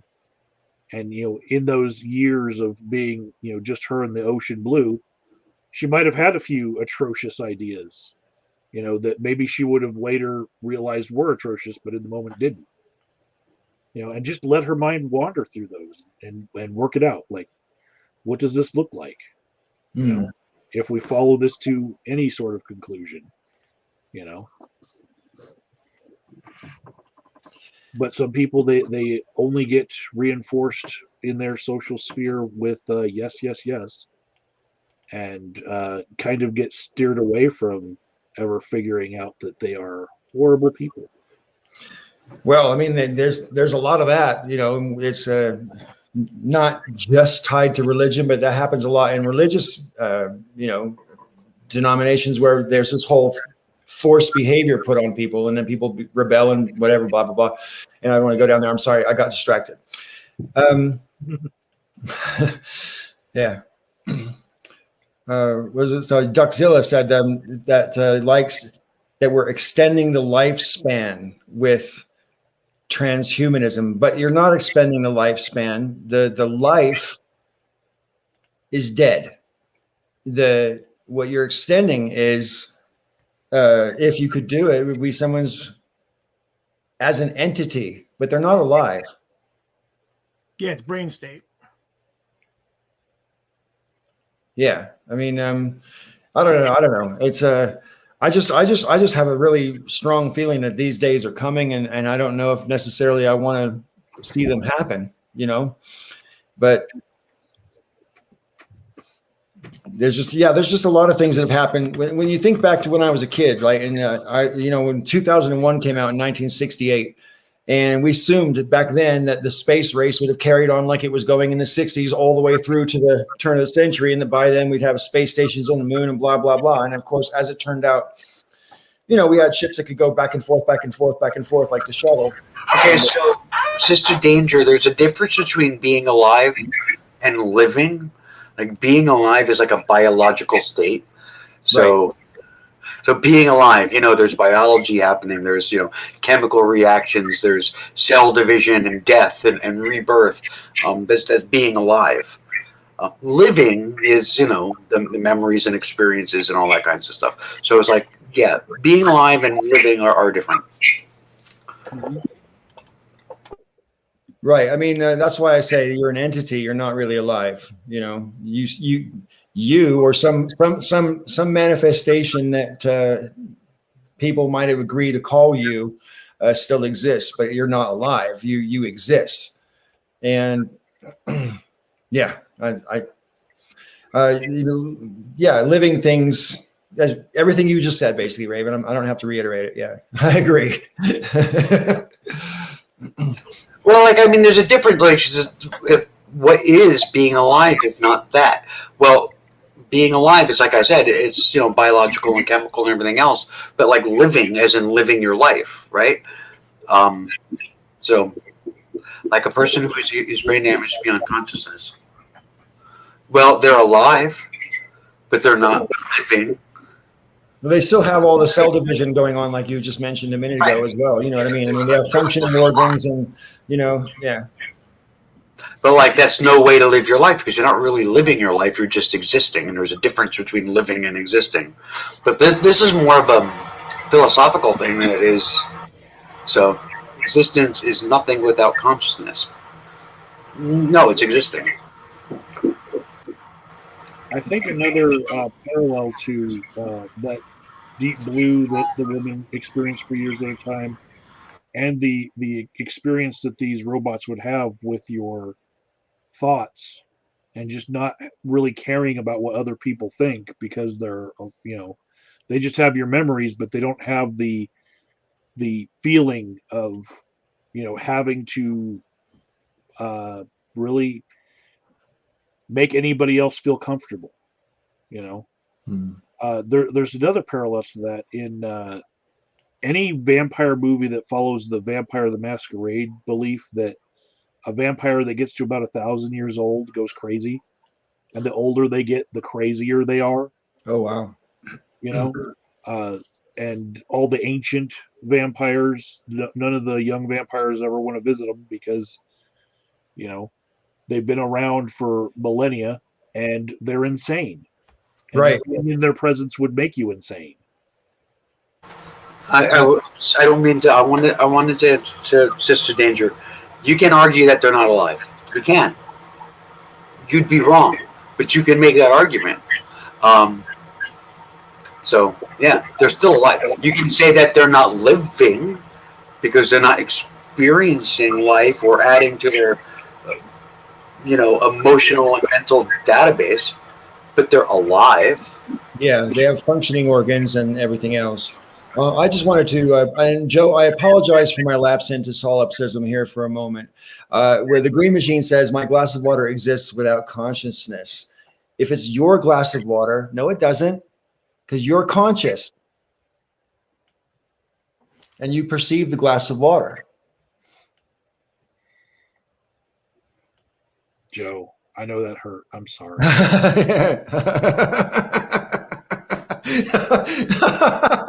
Sorry, your face is worth $1 million right now, Joe. Oh dear. Okay, Sister Danger, I thought I did a really good job. Maybe I didn't. Maybe it wasn't clear, but I thought I did a decent job saying what the difference was between being alive and living. I thought I did a good job with that. If I didn't, I apologize. And I'm not going to try again. So those Hogwarts books aren't going to scrub themselves. There is dust built up on all of those books. If any of your house guests were to pull a book off of the bookshelf because they thought it was an interesting read, they would have to cough and sneeze because you didn't dust any of the books. It's not decorative dust. Take a white glove, put it on, and then rub it everywhere, and everywhere you find dirt, clean it. Got to get ready for that house party. Oh, and check like on top of the door, like open the door and take your finger on top of the door. Raven knows this, from the military. Like the top of the door is where everybody forgets that. And the molding of the door, the top molding too. That's something that people look at all the time. Yeah. A lot of dust builds up. Yeah. People will get the hinges and not get the top of the door. Yeah. Joe? It's true. What did you get from Outback? A steak. Fuck you, Joe. What? I'm on an anti-gout diet. I eat the chicken. I really want the rack of lamb from Outback. Chicken is good. I eat chicken all the time. Chicken is good. Don't badmouth chicken. Yeah, it's my life. I eat the chicken. It's chunk chicken. It's every chicken. Living chickens. Cause you're every chicken in the world too. God, that hurt so bad. That's so true. I'm looking at the menus for what we can make for dinner. I should be singing that song that Joe just made up. I'm like I'm one of those poets or something. I'm changing the subject slightly. Okay. We are in December. Tis the season to be jolly, Yeah, I know, Joe, right? You're having a hard time with it at the moment, considering all the shit that's going down. But because of all the supply chain issues that were being advertised from like a month ago, like I'm almost totally done already with all my consumer Christmas shopping. Like I've never been done this early in my life, ever. I'm down to the personal touches. Like sometimes you do things with your hands to finish the gifts and stuff, even like the wrapping. But yeah, all the purchasing part, like I was careful, like way before Thanksgiving. I've got it all ordered. Right. Didn't even start. Do you ever get out of the house much, Raven? Because I know you're at home with the kids like a lot. Yeah, no, I don't get out much. But today we went to the mall actually, so that was cool. What's it like where you are in the mall? Are people masked or not masked or what? No, mostly not. Right. When I went through Kansas on the way back from St. Louis, there's literally no one in Kansas except for me and my gal with masks on. Not a single person. Not the staff, not the customers, not anywhere, nowhere. Paul, I just want to I want to expose Raven for being a traitor. Raven will just move to the side just a little bit. We can see the Amazon box behind Raven, where Raven was funding Jeff Bezos going to space. Could you move that chart to the side so we can see the whole thing? So she tried to disguise it by turning the box upside down, right? But just I want you all to like look at the shape of that Amazon smile and how it also looks phallic. Right. It also represents the spaceship that took him to space. It's all phalluses. It's all flying penises at Joe. That's what came in the box. Oh, that's a mouthful. Very good. That was. Yeah. You liked that, didn't you? Yeah. Well, yeah. Are you endeavoring to do a Christmas thing, Joe? Every year I try to, I try to get like psyched up and everything, and then every year I just don't. I'd really like to. It's funny. Basically, ever since we stopped like really doing much in the way of gift giving, it's kind of like when you're not, doing gifts and making a big deal about that, it just doesn't seem as important to do. Fair enough. And I don't want that to be the case because, quite frankly, the idea, like the notion of like, okay, that, goodwill, people and sharing and love. I like those ideas and I like to get into that mentality. But I just have an increasingly difficult time actually doing that. Yeah, I'm on the opposite end of the spectrum. I mean, for the most part, for the past 10 years or so, I didn't treat Christmas seriously at all. And me and my kids, we give each other joke gifts. I mean, you buy stuff at like the dollar shop or the British equivalent of, you know what I mean? Right. It's not really a thing. It's more, it really is that the thought counts rather than, you buy someone something because you hope it'll make them laugh, not because they need it or want it necessarily, right? That kind of thing. Anyway, but now, I got new grandkids and stuff. And so last year, me and my gal did everything sort of together for everybody because I was brand new on the scene and people didn't know me from Adam and they didn't know if I was staying or going. But now I have like my own relationships with all these people, so I want to be sort of way more involved. And I'm really loving it, and I haven't loved Christmas for a long time because I've been on my own forever. So, yeah, it's kind of cool. Oh, you missed. I don't know if you saw what somebody put in the chat. This argument is fallacious, like spelled like phallus, like phallus. Yeah. Yeah, I would think that was quite funny. Yeah, that was good. It's good, I tell you. It's good. And I'm not normally the type of person who makes New Year's resolutions. But it's been so long since I made a New Year's resolution that I reckon I'm considering making a New Year's resolution. But I really don't know what it should be because, I'm so comfortable with my imperfections. I don't see the point in changing any of them. Resolve to be the coolest dude you can at all times. And that's pretty good. And you're a pretty fucking cool dude. Well, thanks, Joe. And, you can't being you, being the best you can be. Can't beat that. I resolved to not make any resolutions and failed immediately. Well, you could resolve not to make any more resolutions. Yeah. I like it. No, I remember back on I think it was the old Breakfast Club. We had a conversation, didn't we, Raven, about the concept of New Year's resolutions. And I think Peach made a good video about it, as I recall.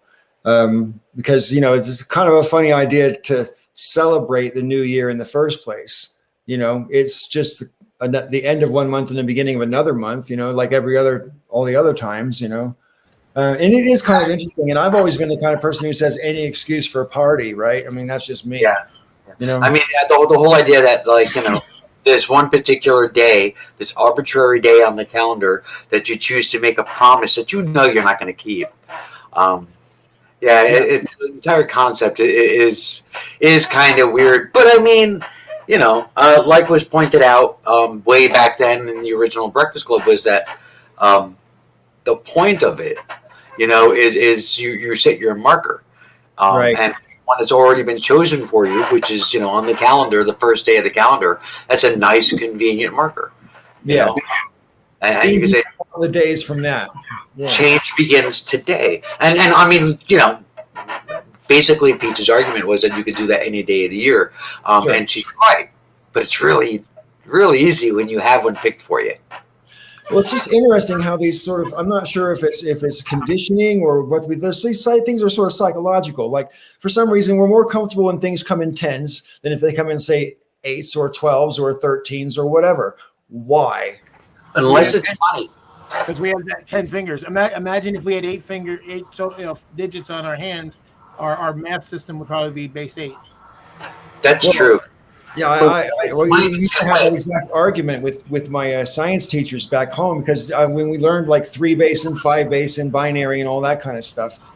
But when you do a base 10 numeric pattern, patterns arrive in the base 10 that don't arrive in the other ways of counting numbers.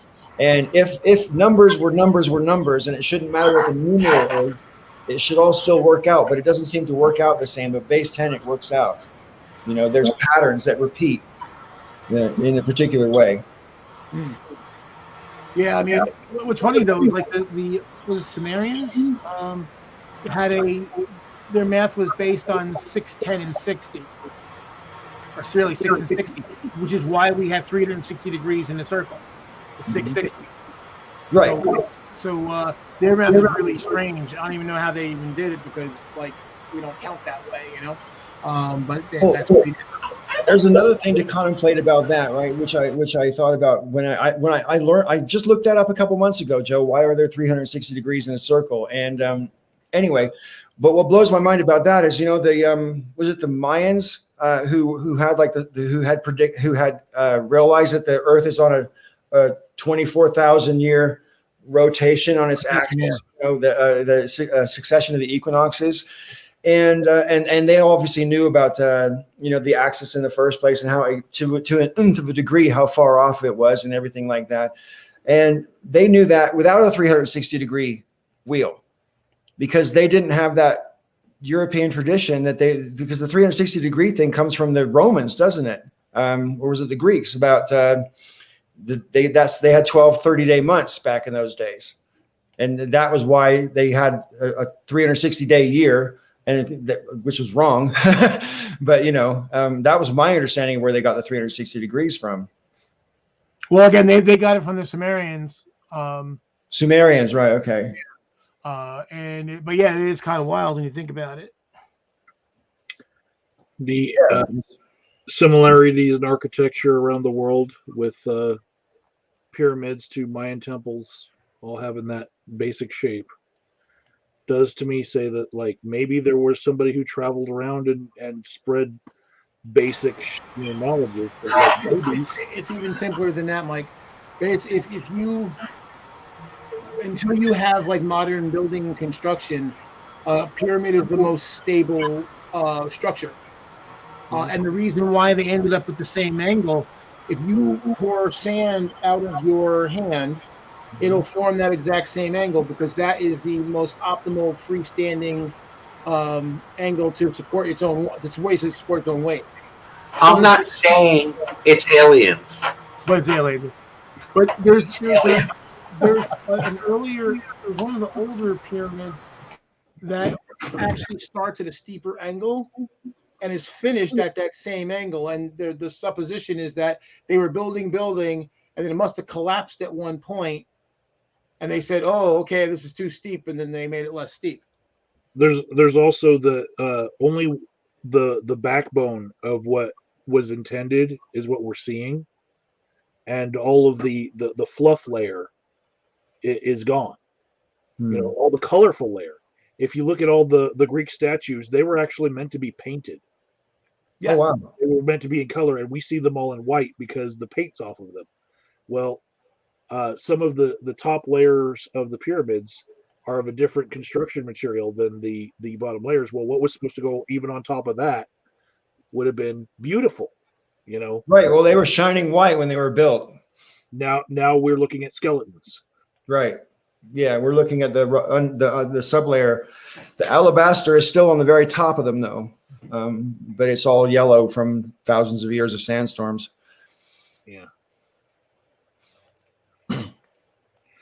Yeah, I mean, when I think about the pyramids, right? You think about the industry that it would have taken, that you had to have in place, and everybody had to know what to do before you started. And I mean, just because I've been on building sites where all we're building is an apartment, you know what I mean, and you think of how complicated an endeavor that is, you know, and the pyramids, even if they weren't so precise, which they are, there's still a hell of an achievement just in terms of the industry. It's not just getting the rocks there. It's the people and feeding the people and blah, blah, blah. It's a huge undertaking, you know, and the fact that they managed to build the Great Pyramid in 30 years blows my mind, because it took longer than that to build Salisbury Cathedral in the UK, you know? Yeah.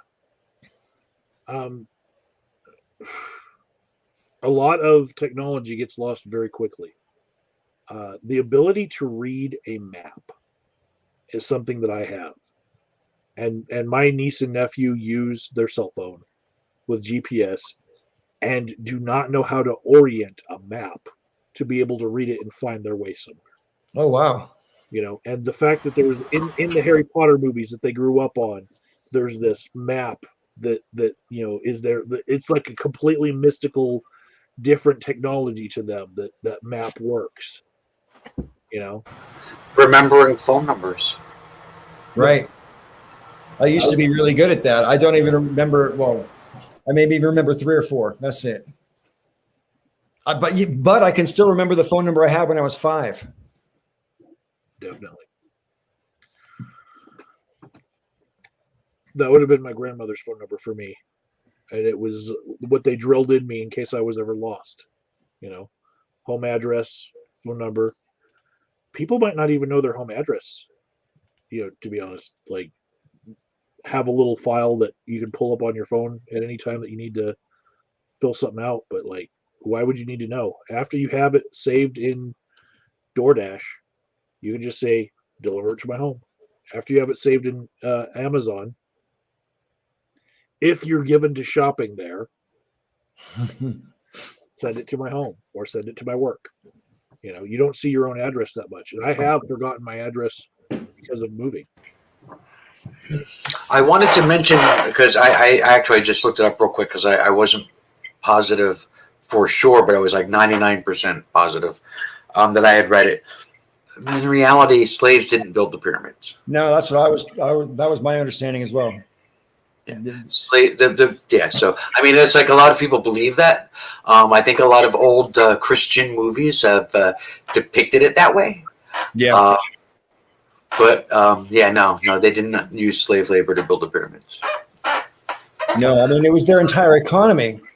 You know, you think about it. Like I say, think about all of the things that go into that. The stonemasons, the people that are taking care of the livestock, the people that are preparing the food for what must be hundreds, if not thousands, of workers every day, day after day after day. That's a huge undertaking. Well, yeah, apparently archaeologists have found like a village that was built just to house the workers that worked on the pyramids of Giza. Yeah, and the workers had their own burials because it was an honorable thing to be building the pyramid. It was a status job. Yeah, that was my understanding anyway. I mean, you know, yeah.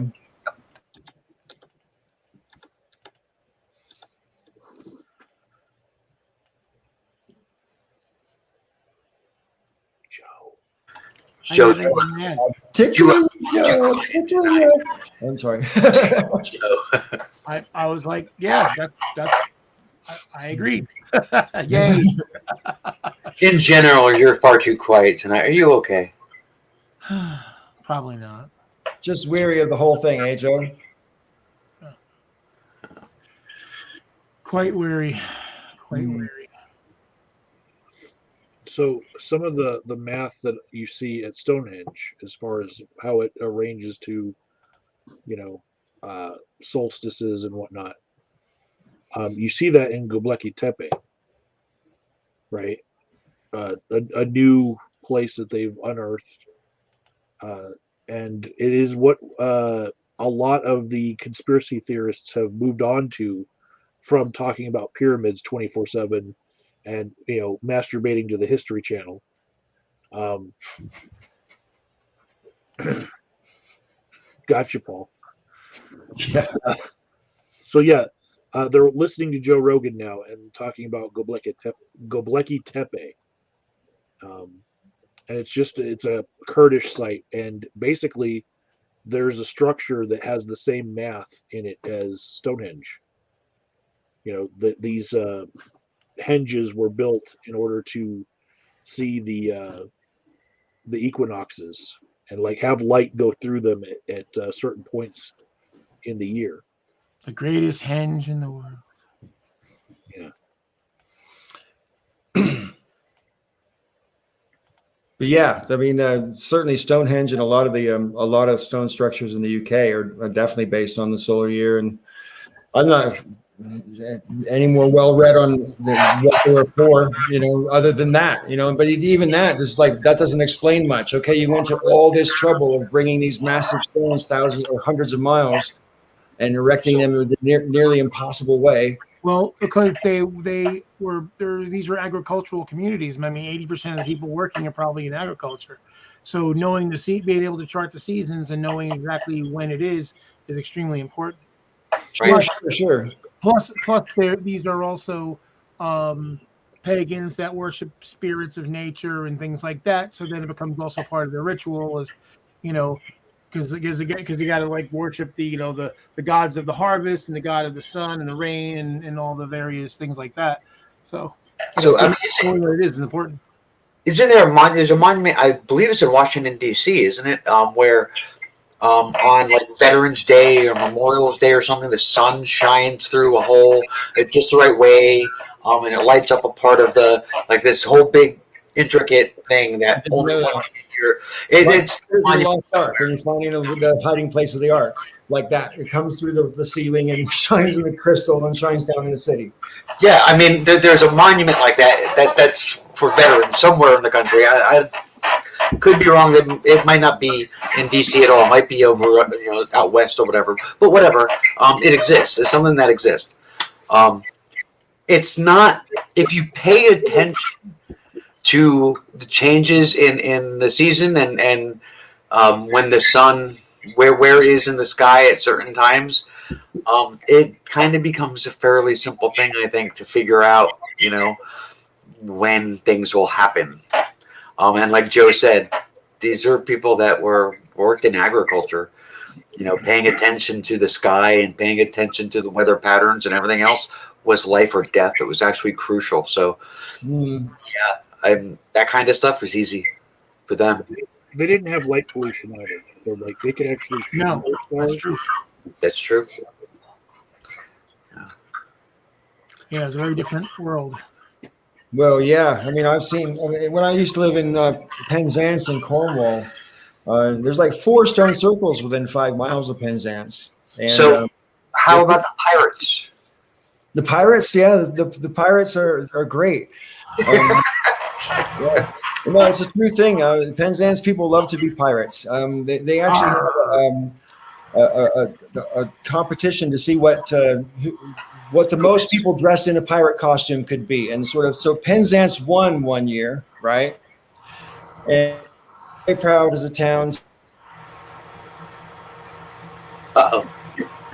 Won.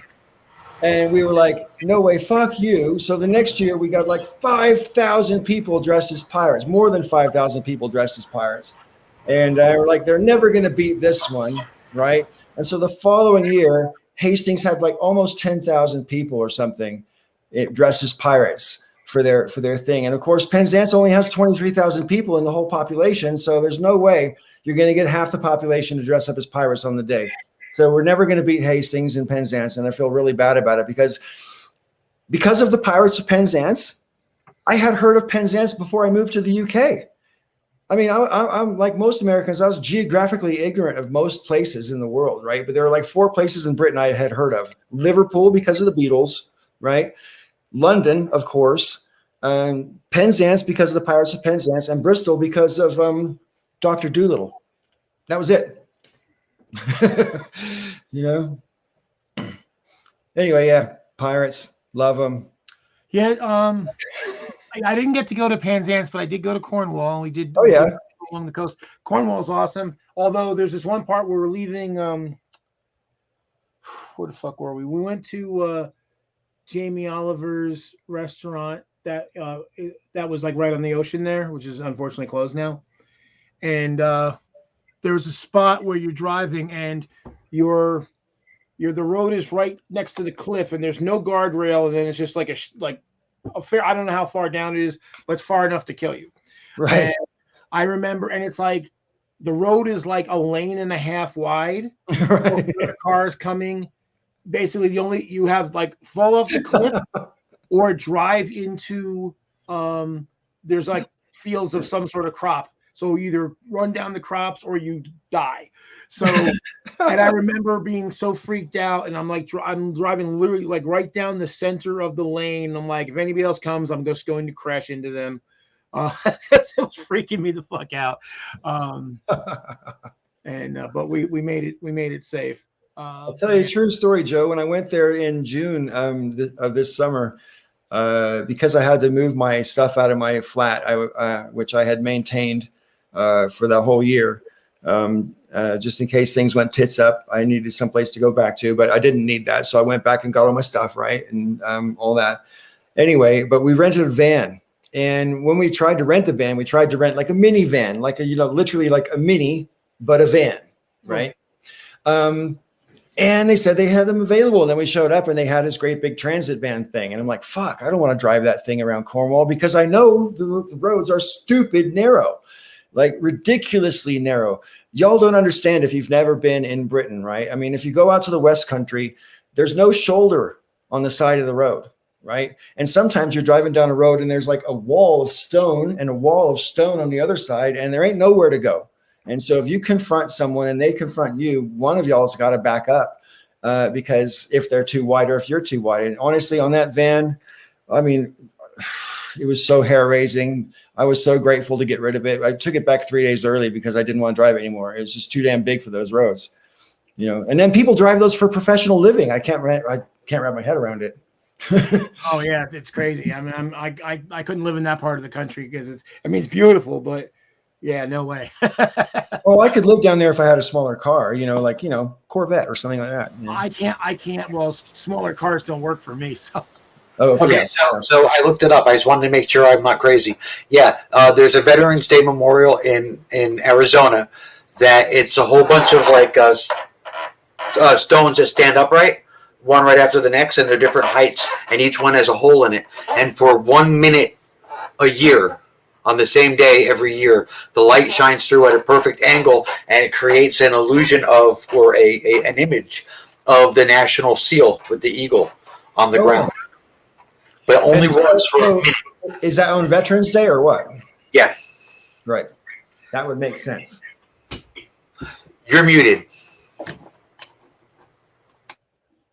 Raven, I just wanted to say, hear me out. Have a little bit of authority on this. Just because you correctly researched this does not mean you're not crazy.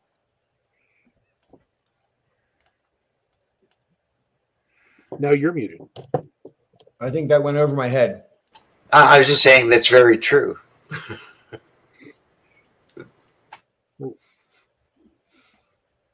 Raven said, just so you don't think I'm crazy. I'm like, well, we might still think you're crazy.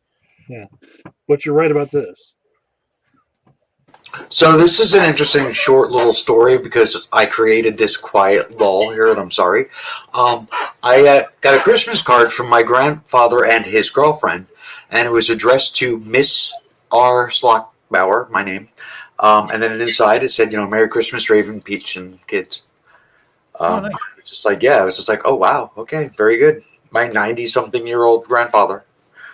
There you go. So that was cool. Yeah. Very cool. Yeah. Obviously, you weren't expecting that. So, I mean, do you normally hear from them every Christmas, though? Well, they send a card every year, yeah. Right. Okay. I'm terrible at that kind of thing. I like I say, I never really got that into Christmas. Once my kids were growing up, I kind of gave up on the whole thing, because to me, Christmas is for kids. So, really. Although I'm looking forward to whatever I get this year, of course. Because I'm just a big kid after all. Clearly, look at my Trump shirt. Right.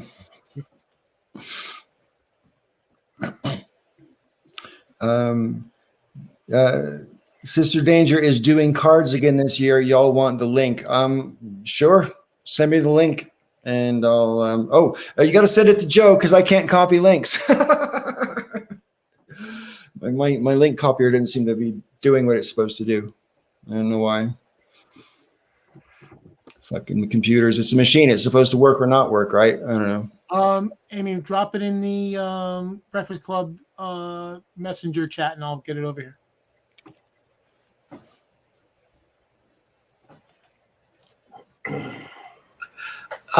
Vegas, to answer your question, Batman Returns. Oh yeah, okay. I'll put that up. Here we go. Batman Returns. All right. Die Hard. Die Hard is the Christmas movie that's the best of all time. Joe?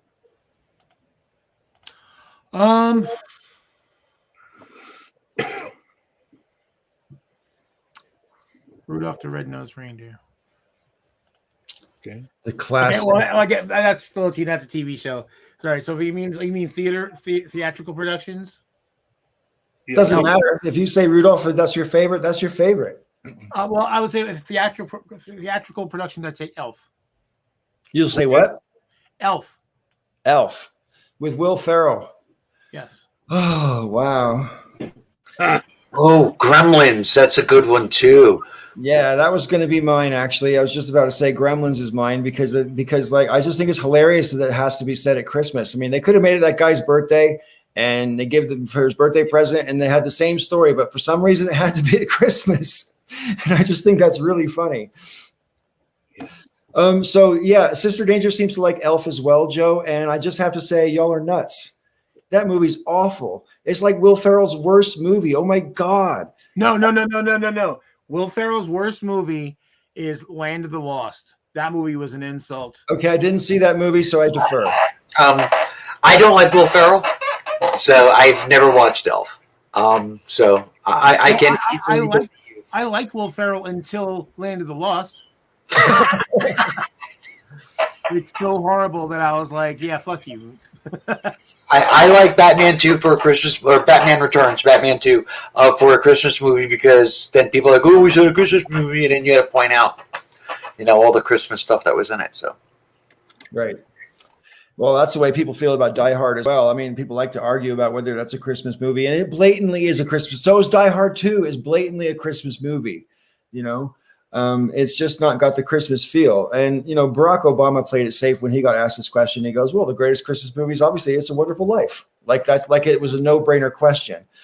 And that's a good movie and everything like that, but that ain't the best Christmas movie. No, not even close. It's a nice movie. I like it. And it's got a nice message that I like, but every time I don't think I find it annoying. Every time a bell rings, a trans woman gets her breasts.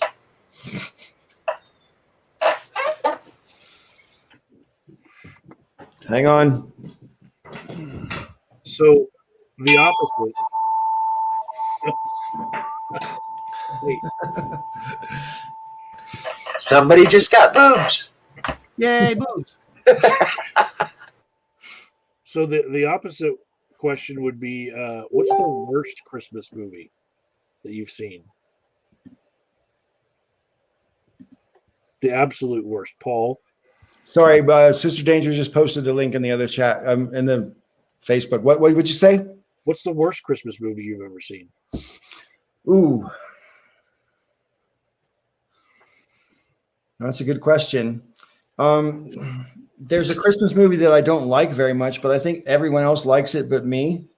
It stars Danny DeVito, and it's about decorating your house and getting super into it. And I can't remember who the next door neighbor is who can't stand I think it's Ben Stiller, maybe. Yeah, Ben Stiller and Danny DeVito. And I don't know the name of the movie, but I just hated the whole. Something about that movie just wound me up, man. I can't tell you why. It's just a bad premise. I'll be right back. Okay. But yeah, what do you think is the worst Christmas movie? So there was a professional wrestler, like people called him Goldberg, but his name is Bill Goldberg, and he made a movie just playing off his professional wrestler popularity, and it was called Santa's Sleigh. And in that movie, it's like a horror movie where Santa is the bad guy. Oh, wow. More like Krampus, right? Where like you don't want Santa to visit you, you know? I mean, that's almost an obvious idea that I can't believe I've never heard of anything like that before. Other than, I suppose, A Nightmare Before Christmas. But yeah. Well, I mean, there is Silent Night, which is a horror Santa Claus being a killer. I've never heard that one. There's a few. It's kind of like a genre unto itself at this point. All right, okay. See, I'm so out of horror movies now. I mean, like, I used to be into them when I was young, but I find them trite and boring and way too, like, I mean, all films to a certain degree are formulaic, but I mean, a lot of horror genre movies are a little bit too formulaic, and it really drives me nuts. So I stopped watching them a long time ago, and I don't regret it. I know, frankly, if I'm going to potentially waste 2 hours of my life, I'd rather be entertained with something a little bit more either funny or, intriguing or something like that. Scary doesn't really do it for me in terms of a thrill.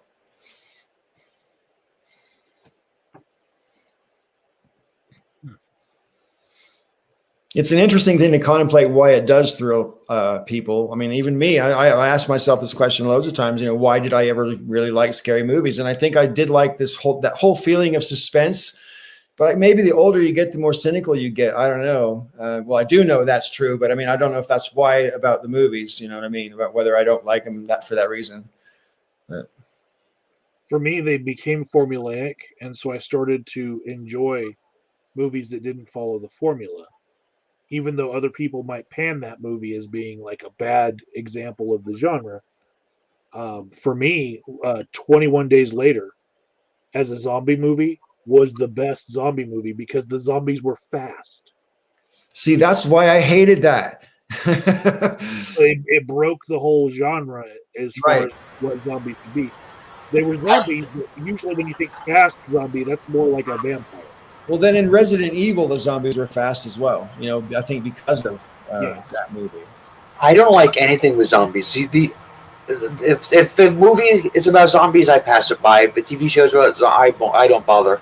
The only zombie thing I've seen that I liked was the movie Warm Bodies, and that was a love story. So that's kind of funny. Yeah. The only zombie movies I like are Zombieland and Shaun of the Dead, and that's because they're both comedies. Because the concept of zombies doesn't deserve to be taken any more seriously than a fucking comedy, right? Which zombie movie was it that send more cops, send more paramedics, whichever one that is? That was cool, and then Shaun of the Dead was cool. But yeah, I mean, zombies are boring. I don't find them scary. They're just annoying. It's like, oh, this shit again. And yeah, I'm not a fan. I'm going to test your YouTube pedigree, all three of you. Who said this? What happens if a vampire bites a zombie? Does the zombie become a vampire? And if a zombie bites a vampire, does the vampire become a zombie? I should probably know that, but I don't. Raven, you should definitely know, and so should you, Michael, because I don't think Joe spent as much time on the YouTube at that time. That's edible napalm, anyway. Well, see, that just reminds me though of when Korn was on South Park, when they were having an argument over whether it was ghost pirates or pirate ghosts. Right. And over the definition that, well, a ghost pirate is a pirate that was a pirate in life and then died and became a ghost. And a pirate ghost is a ghost that became a pirate after death. Right. So it's funny. I was thinking about napalm today because we had gone to the mall, and I had some stubble, and I kept thinking, "Bitch, beard." That's pretty funny. I still have that video on my channel. It's a great story. Yeah. I'm the preserver of those old times when it comes to stuff like that. I got a couple of napalm videos on my channel, a couple of Coughlin videos on my channel. I don't know who made it. I have no idea. It's somebody that followed me from the beginning, so if they might be here in the chat, I don't know. But I know at one point there was a DevShell 2 archive channel. Oh, wow. And all of my videos were archived. I believe it's gone because I've searched for it because I'm like, that would be cool to have, access to my old videos. But yeah, there was a DevShell 2 archive channel. Yeah, 5 years ago, I found a Sarahan 06 archive channel, and so I downloaded a whole bunch of videos from it, and then I made a tribute video to Sarahan back in, I think, 2015. And not long after I made that video, that channel disappeared, so I was like really glad I made that video. That's really cool. I actually got a message from Sarahan not long ago. He made me promise not to tell anybody what his new screen name is. He congratulated me on transition. He said I looked great, and he said he misses everybody, but his life is good. That's great. I'm glad to hear that. Yeah, Definitely. Very coolness. Yeah. No, I mean, the whole thing about being from here up was a pretty cool gimmick, I thought, and I kind of wished I thought of it first back in the day. I thought that's a really cool idea. I wish I thought of that. Yeah. I wouldn't say he's hiding. I just got the impression that more so that he just wasn't interested in the YouTube notoriety anymore, and he had things in his life that he didn't want to endanger. Yeah, I know other people who that would describe, and I won't even name them because of it. But yeah, I know a few people who used to be around all the time who are still around, but they don't like to let anyone know they're still around. Not so much that they're in hiding; it's just they don't want any of the drama, so they're just gone. Yeah. See you later, Vegas. Out Vegas. The drama thing did get quite out of hand a couple of times, like sort of 2011, 2012, and then again round about the time that the Amazing Atheist did the beautiful destruction of Steve Shives. I mean, and there's all this anti-feminist stuff going on back then, and all the Gamergate stuff going on back then. I mean, it was super toxic. Sort of 2014, 2015. Yeah. Yeah, I think I mentioned this before. So what I do is, like every year, it shows up in my memories on my Serious Mind Facebook page about that, because I posted that and tagged Steve, and so every year when it updates, I keep putting up what the Steve's current sub count is.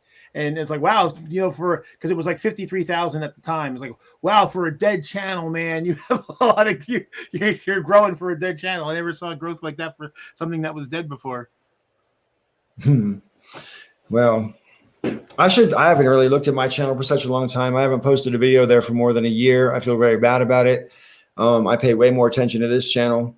And Michael, a year and a half ago or more, maybe even when he was doing guest videos on the Breakfast Club, said that one of the reasons he didn't like people contributing on the Breakfast Club because it tends to mean your own channel you contribute to less. And it's true. That's exactly what happened to me. It wasn't true when he said it, but it's what happened to me. So it's your fault, Mike. I'll take that. You know, I was just noticing a pattern, but it might be true of me as well. But I actually noticed that throughout my tenure on YouTube, if you looked at the parts of my life where I felt depressed, I had less video uploads. But I'm not sure that just making more videos will get you out of that depression. I just think it correlates. You know, it's not a path out. Well, see, for me, I had the opposite experience. I had just come out of I was the bad guy in a love triangle, and I had right after I started my channel, I just got dumped, and I needed something else to do with my time and my attention, and then I got beat up. I got beat up and came home and made a video about it. So. Yeah, YouTube was somebody actually it was like a social life that I didn't have to that was new, and also I got to be creative for the first time in a long time, which is something I really enjoy. Somebody actually put hands on you? Huh? Somebody actually put hands on you? Oh, I got beat up twice, man. Shit. Yeah. Dude, I was having an affair with this guy's girlfriend. I am the bad guy. And I don't necessarily think it makes it okay for me to get beat up, because I think physical violence is never okay for hurt feelings, right? But I do understand it. I've been cheated on, and I know what it makes you feel like. I understand the anger. I just don't think the result was okay. But when I made a video about it, Jesus Christ, I took so much shit, and I had to private that video. Then once about 7 years ago, I unprivated it just because I decided, fuck, I'm not ashamed of this. It's my real life. I'm going to put it back out there. And then I did this all over again. So my very first YouTube video, was a video of me trying to look sexy wearing a body stocking. And it lasted about 3 or 4 minutes on YouTube before they took it down. You mean that wasn't just thermal underwear? There was lace. It was lace. It was pretty see-through. The second video I ever posted on YouTube was basically the same video. And I picked up a follower from that second video that goes by the screen name Palace486. He had been a pretty rabid, I guess would be a good word, follower ever since. But then I discovered, because after they deleted the other video, and I didn't get a strike on my account for either, which was interesting. But after that, I just started floating around, and I found Thunderfoot and Hearn Ra. And I was like, oh, I found my place. It's like, these are my people. It's my whole YouTube thing. I started off on YouTube because I wanted to watch. I was living in the UK, of course, and so I didn't have any access to American TV, and I wanted very badly to watch Barack Obama's campaign speeches because he was like becoming well known in 2008 as being really good orator and everything like that. And he was saying things that I quite agreed with back at the time before he was president. And I'm like, yeah, I want to check this guy out. And all of his speeches were on YouTube. So I got myself a YouTube channel and started watching Barack Obama speeches. And then in the recommended videos, there was a George Carlin video, 10 worst things about religion. Or no, it was the 10 commandments reduced to 2 commandments or whatever. That was the one. And I watched that one, then a few other George Carlin videos. And before you know it, I saw Pat Condell videos on the side. And I watched Pat Condell and the Amazing Atheist. And I'm like, hey, hang on a minute. And so I started watching Lacey Green and Coughlin. And I'm like, hey, there's a whole, and Zom Gets Chris. And I'm like, there's a whole bunch of people having really interesting conversations right now. I want to be a part of this. But I didn't think I had the, I didn't have a video camera at that time, and I didn't realize all you needed was a video camera. So I thought it was really complicated, So I didn't know all you could do it with a webcam. So all my old videos are webcam videos, and they're really poor quality because of it. And they're still, laptop webcam now, but compared to those little egg-shaped webcams you used to get, laptop webcams by now are super high def,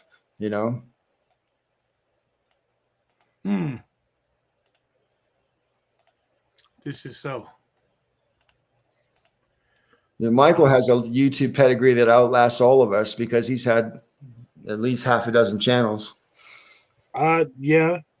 My first channel went down to strikes because before YouTube changed their way of dealing with copyrighted music, they would just take your channel down for it.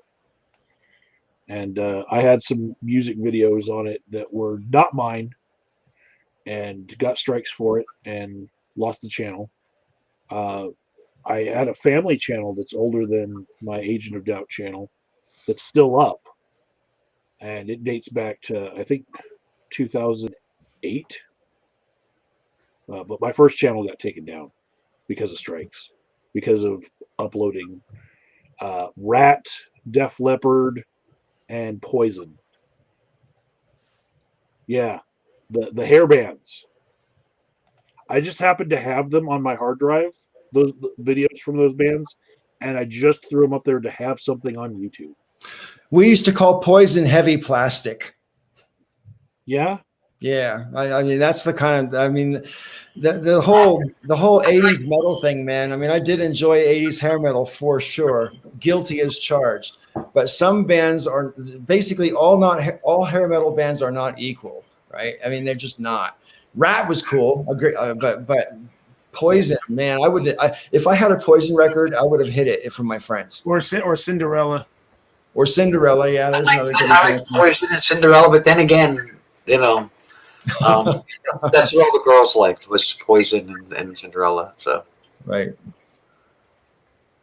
yeah, that's I don't know, man. Did you guys ever watch that movie? It was on Netflix about a year and a half ago about Motley Crue. I think it's called the Dirt. Yeah, You know, I haven't seen it. It's so good. And I don't like Motley Crue, but that movie is amazing. And if you like sort of band movies, it's just because it is more or less true. You know, I was a true blue Crewster. Well, I don't know.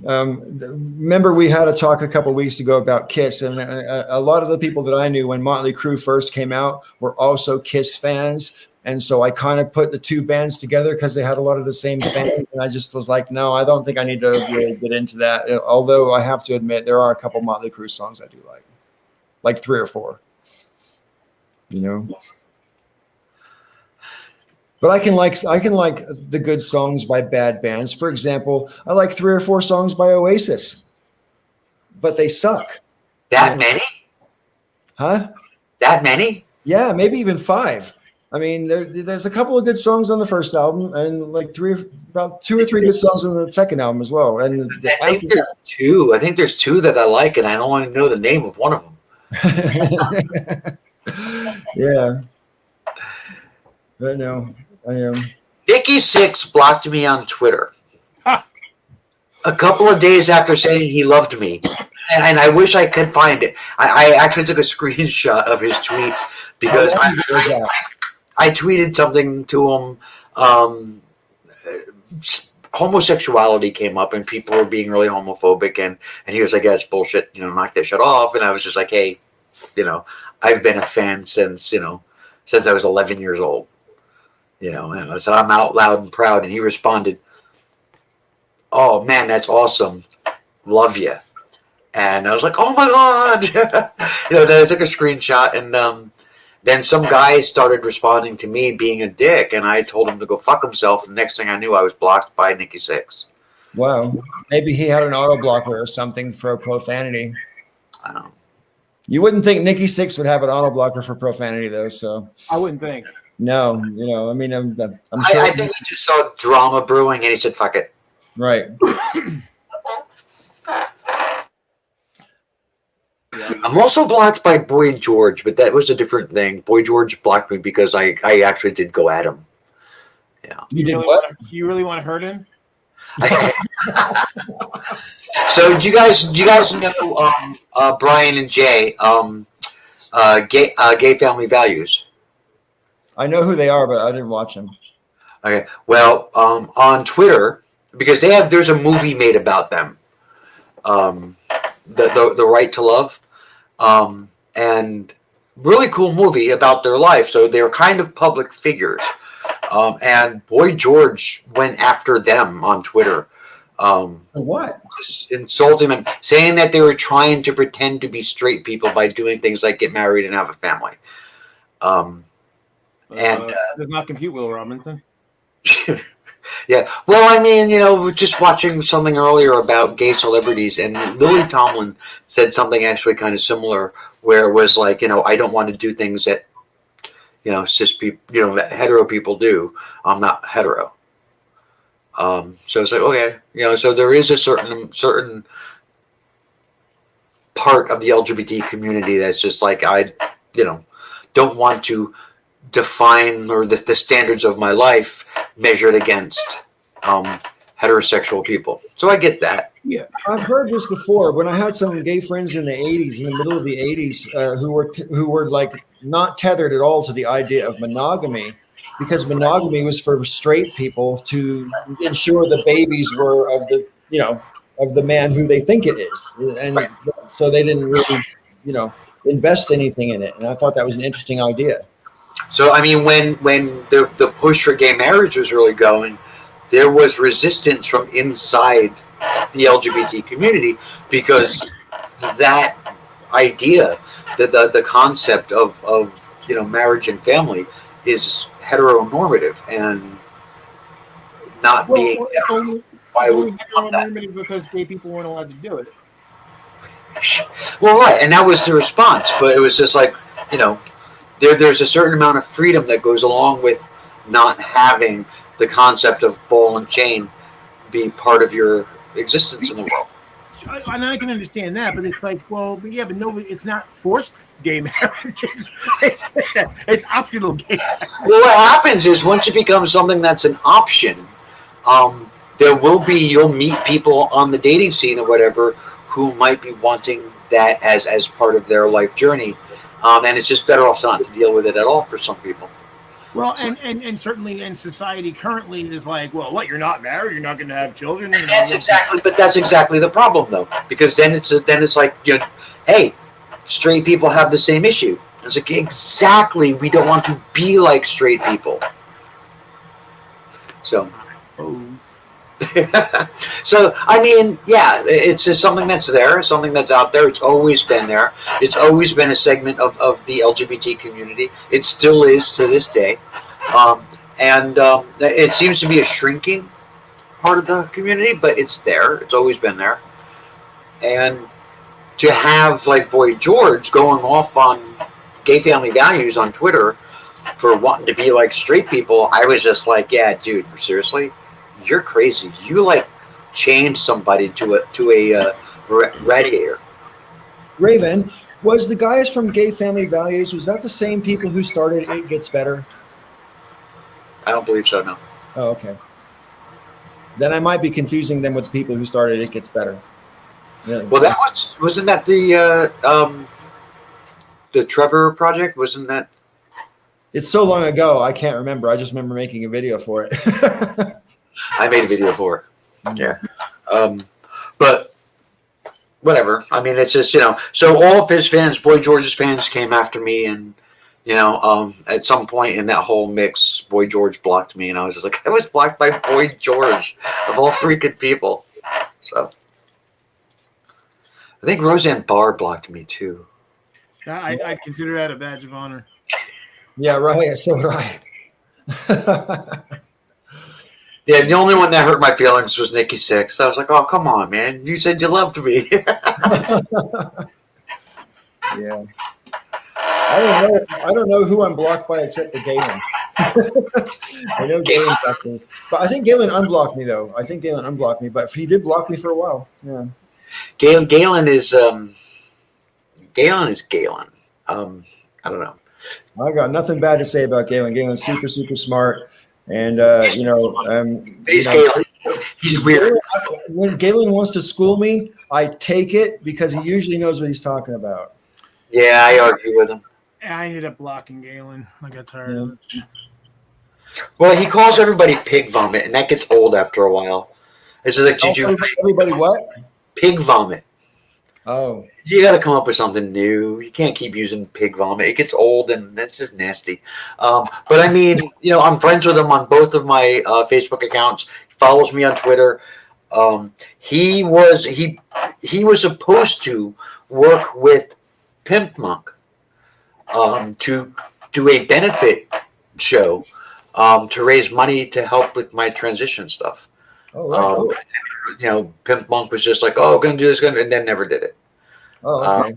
And considering it was something they were going to do for me, I decided it would be bad form if I kind of went and asking, like, "Hey, when are we doing the show?" Well, I mean, nothing ventured, nothing gained, Raven. You know what I mean? I mean, they put it out there. One of their friends actually donated to my GoFundMe, and I guess maybe they figured that was the benefit. I don't know.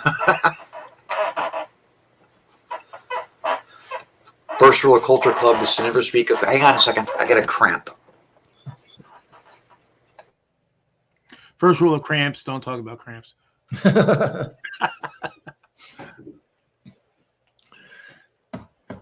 Yeah. I have to admit, the very first time I saw a picture of Boy George, I did not know Boy George was male. And then, but I never heard the music. I just saw the picture on the front cover of the album, and I didn't hear the music forever, or not forever, but seemingly forever. And when I found out, I felt stupid because I was already a DJ by then. So yeah. I mean, it was in the name. I didn't know the name. I just saw the picture. It said Culture Club. That's it. It doesn't say Boy George on the cover of a Culture Club album. It says Culture Club. So yeah, I was fooled. There was a lot of that.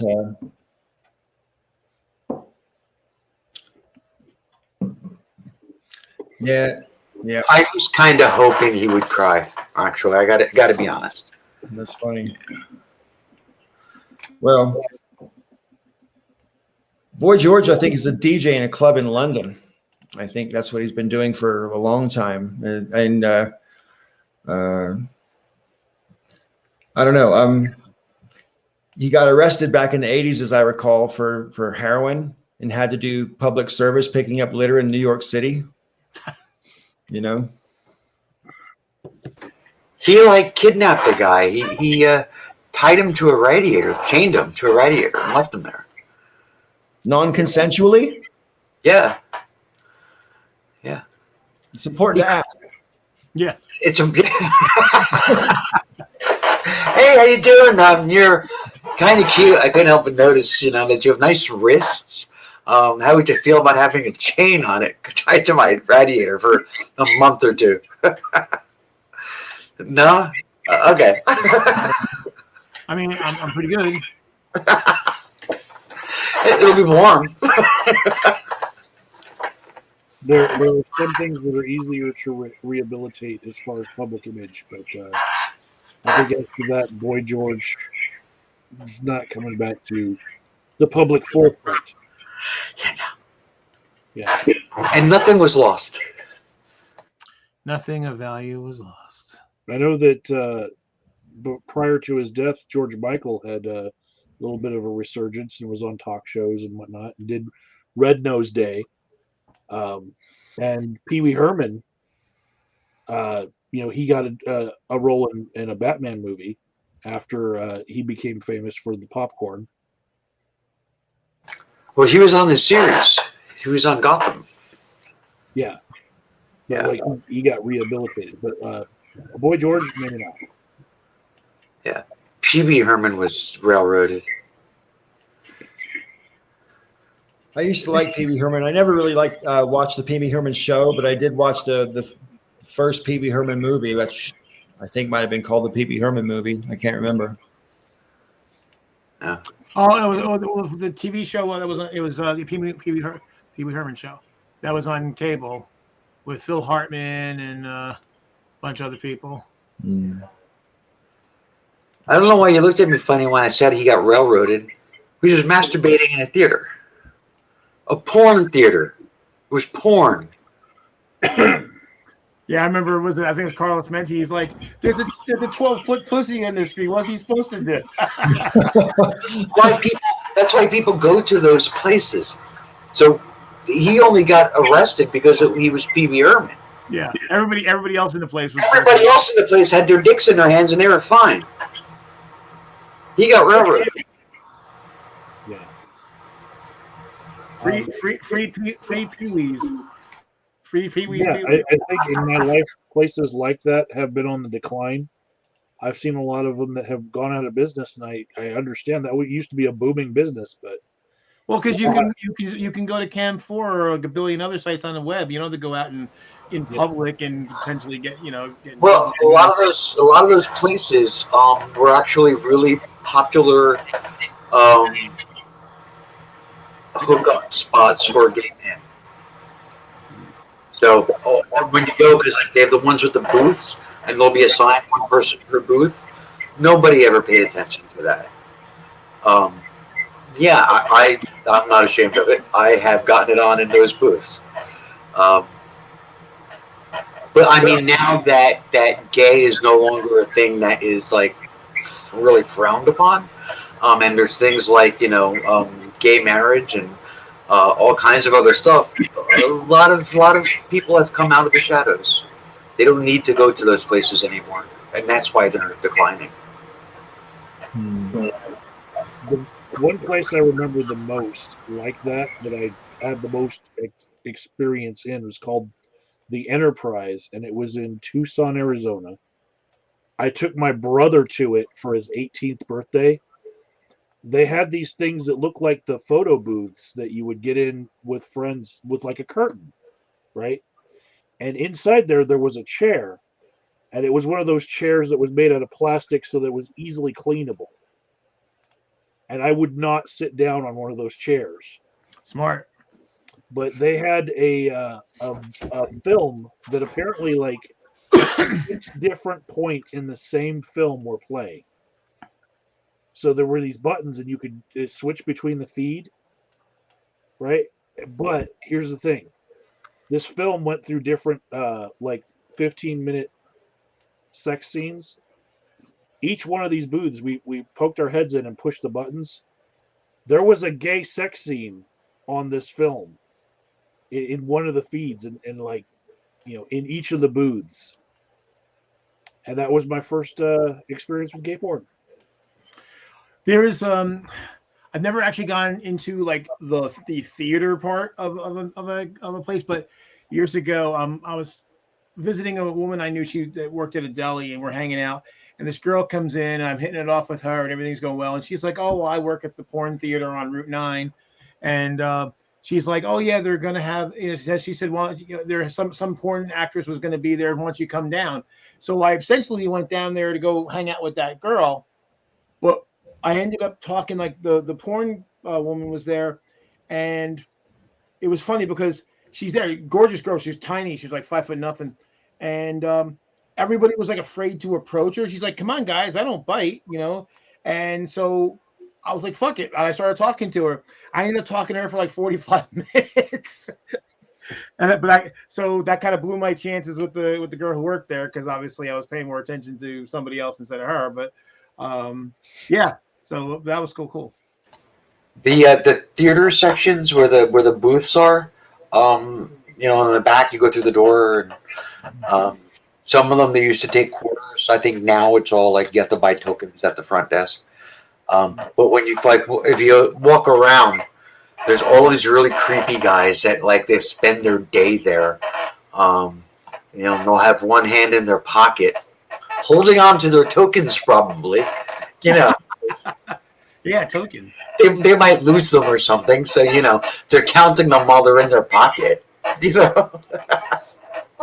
And they just kind of wander around and wait for like fresh meat to come in. So I mean, it's this whole thing where like there's this whole like ritual. There's like this little dance that you do, where you'll kind of walk around and get somebody's attention and go into a booth and leave the door open a crack. And I mean, it's just a ridiculous thing. It's just, but all of that, like, became big because, everybody was in the closet. Right. Paul, I'm old enough to remember when porn had a plot line. There was a porn I saw in college. I picked up. It was called like Night Dreams or something like that. Tory Hunter and a whole bunch of other people, and it had like really high production values and a story, and if it was other than the sex part, like basically you would seem like any other movie. Um, and I remember like I had it on in the chapter room in the fraternity, and we're watching it, and some guys were like, "I can't watch this; it's too much like a real movie."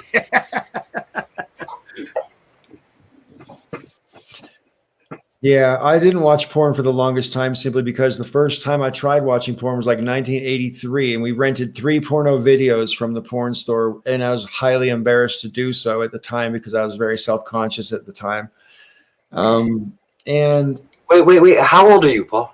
I was 21 then. Okay, at that I time. was going to say, because in 1983, I was 12. Right. And And I had watched porn already, so I don't know. Okay. right, no, so I hadn't, right? So anyway, I got these porn videos, and 2 out of the 3, I can't remember the names of them. 2 out of the 3 of them, though, I really found disturbing because there was basically a lot of violence against the women characters. I mean, they seduced them by knocking them around and shit like that, and I just didn't like it. And then in the third one, it was basically this husband and wife, and he liked watching his wife bang everybody in the neighborhood. I mean, it was like that was it. So I'm like, if that's the kind of plot lines I'm in for porn, I think I'm out. I didn't look at porn again until 2017. And and that's because someone said to me, I was saying what I just said to you guys, and someone said to me, well, porn's not like that anymore. I'm like, what do you mean? I'm like, well, you could just watch people fuck if that's what you want to do. And I'm like, what? I thought you had to put up with the shitty plot line and bad acting and very, very obviously uncomfortable, strained, fake sex, Not anymore. Yeah, no, and you got to be careful of those plotty shit lines.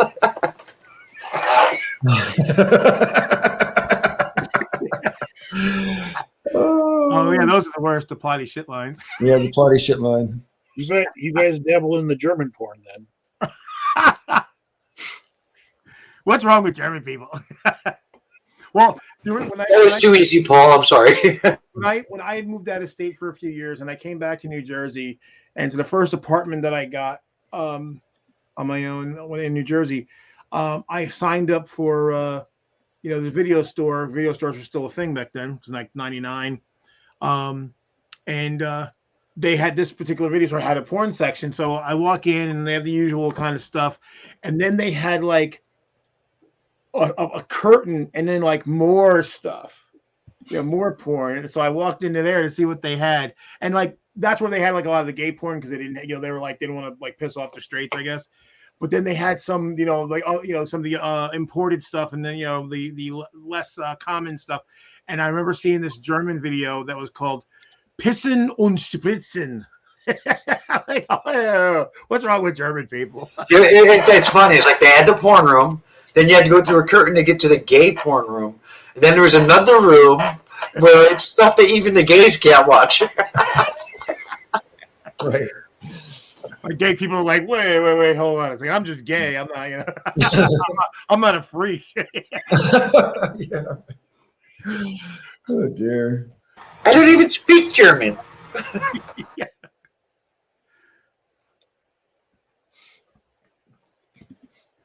Yeah, I'd like to go to Germany one day, but I can't imagine it right now. They're locking the whole country down. I think in Germany at the moment, if you have not been vaccinated, you have to be locked down. So that's pretty stringent. Yeah. And I think the EU is considering a vaccine mandate for the entire EU, which is 27 countries. And Israel has basically like locked down the entire country, no foreigners at all. Wow. Yeah.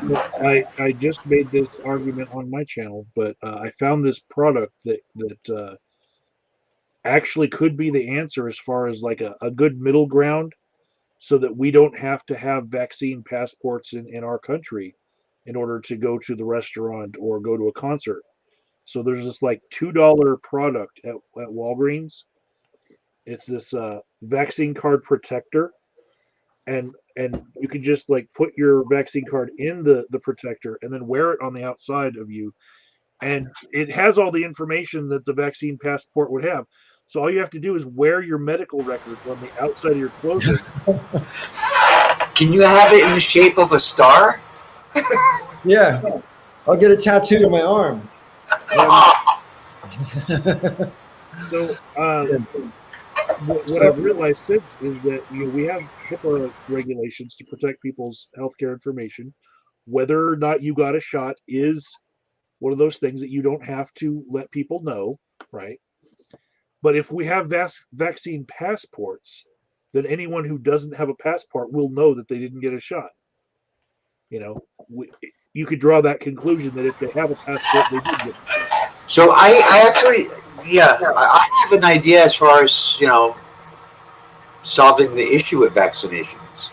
Yeah. What if like they like made it like an aerosol, right? Hear me out.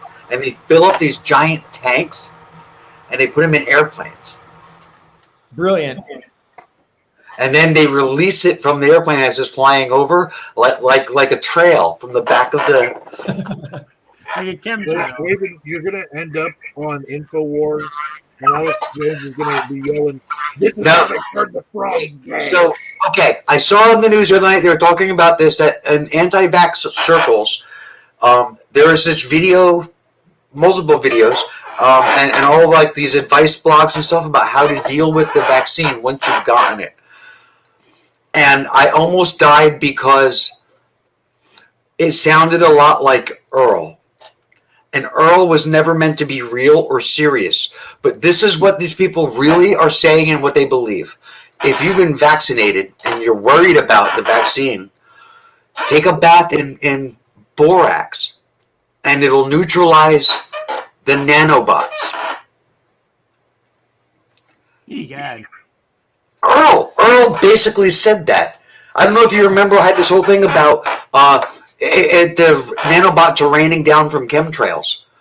And you remember, I did this whole video where Earl was just like, nanobots are coming from chemtrails, from airplanes that the government's flying over to basically, fluorinate everybody, giving everybody fluoride. And, there's borium in the stuff. And in the borium is nanobots. So what you do to defeat the nanobot technology is use an umbrella when you go outside, because an umbrella will defeat nanobot technology. And that was this whole big use. People are basically saying that kind of shit for real. The fuck. We live in idiocracy, Raven. That's where we're there. We've crossed the Rubicon. We're there. I just want to show you guys something funny. Okay, so here's my COVID card, my vaccination card. I'll cover over my last name. See the top is pretty haggard. It's been in my wallet since April, right? And then on the very bottom down here, there's the third one, my booster shot, which is a sticker rather than being written on with a pen. And when I got my booster in St. Louis, the lady's like, "Would you like a new card?" Because my gal's like, "Can I please have a new card?" Because her card was nowhere near this worn, but a little bit worn. And then she gets to mine and she goes, "Oh, wow. Would you like a new card?" And I'm like, "No, I like the authenticity of this one." Am I nuts? No, but you could go get one of those card protectors from Walgreens. And You can go get what? the card protector from Walgreens. $2. $2. And you can keep your authenticity in the state that it's in. Right. And still have it be I'm not sure if it's still authentic if it's not haggard. Well, it's haggard enough. It's still legible. Right. We're good. And really, they only put room for 4 shots on it, right? So if this is going to be a thing, we're all going to need a book in the future anyway. So you'll be able to take your original one, just frame it and put it up on the wall, right? If Vegas was still in the chat, I would have killed him right there. So I wanted to mention to Marcus that nanobots and nanotechnology isn't anything like that's like new or crazy that they're working on. That wasn't the point. yeah. Nanobots are a thing. Nanotechnology is a thing. It's been for a few years now. Whatever it is, what it is. But they aren't being sprayed out of the back of airplanes, and they're not being injected into you in a vaccine. Thank goodness, right? I would hate that. I would not want nanobots. Right? Or hey, borax baths and an umbrella, and you're good to go. Well, there you go. I need to find some borax. I mean, what the fuck? Who has borax anymore? I just ran out.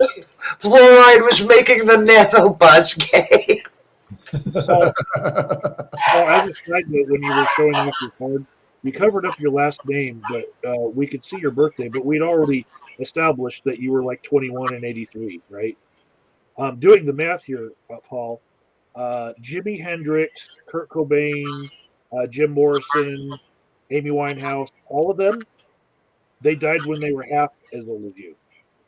Yeah. All of them. And by the way, your last name, everybody, Paul's last name is Dude. Dude, Paul the Dude.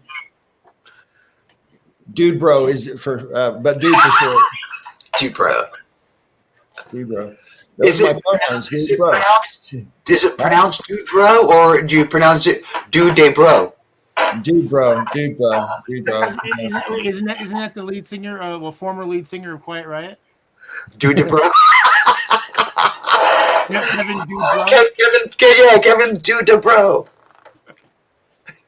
Lebowski. There you go. He's the dude. He abides. Sister Deja can't believe this is a real conversation. Oh my god! And seriously, Sister Deja, seriously, I gotta find the Earl video. I wish that archive channel was still up. I gotta find that Earl video where he went on and on and on about nanobots, and you've compared that to what they're saying on the right wing vomit. You can find the video, Ray, but you can post it right here on the Breakfast Club. We can preserve it on YouTube for posterity. I don't know if that video was the one where I talked about Arabs, but if I did, it could end up getting taken down because there was one that YouTube kept taking down because I said Arab. Well, yeah, satire isn't always obvious on the internet. You're just getting close with the Lebowski thing, but it's actually not Paul. I'm old enough on YouTube to remember when Raven had a channel where the title was The Great Davinsky. That channel's still up. There's actually I have a video. Oh my god! I don't remember the password for that channel. There's a video on that channel where I'm showing my tattoos. I think the title of the video is The Ink, and I'm naked in the video, and I'm like just showing everybody all my tattoos. Yeah, I've got 3 different videos that I'm naked in. I did a video about trans people for that was for the Ponage Olympics. I was naked in that video, dude. Yeah, I'm not as much of an exhibitionist as I used to be, and I'm not sure that's and it would be more fun now. What? I said I'm not either, but it would be more fun now. Yeah, you'd appreciate it better, right? Yeah, you might savor that little bit extra. Well, I mean, things have changed, and Agent of Doubt is yelling.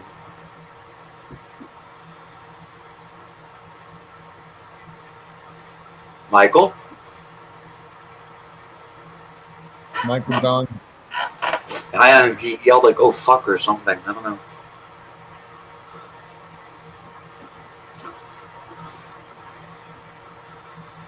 Okay, that was weird. I give up.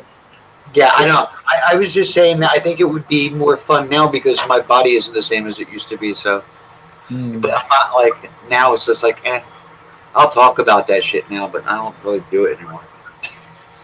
I look relatively similar to the way I looked when I did my videos naked, but I wouldn't do it anymore. Not because I'm ashamed of my body, but just because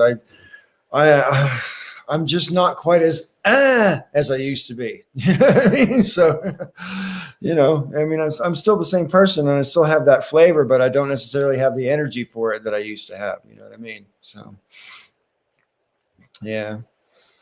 Anyway, I think we're around about 3 hours, and I'd like to end the show and talk to y'all afterwards, if that's all right. So, unless you have anything pressing that you think we need to discuss openly, publicly, if not now, we shall hold our peace until next week.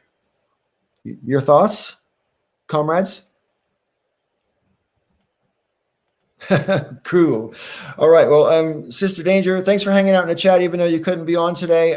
It's always good having you here, and hopefully we get you on the screen again sometime soon. I'd like to thank everybody else in the chat for being so good-natured and not dragging everybody down with a bunch of stupid bullshit.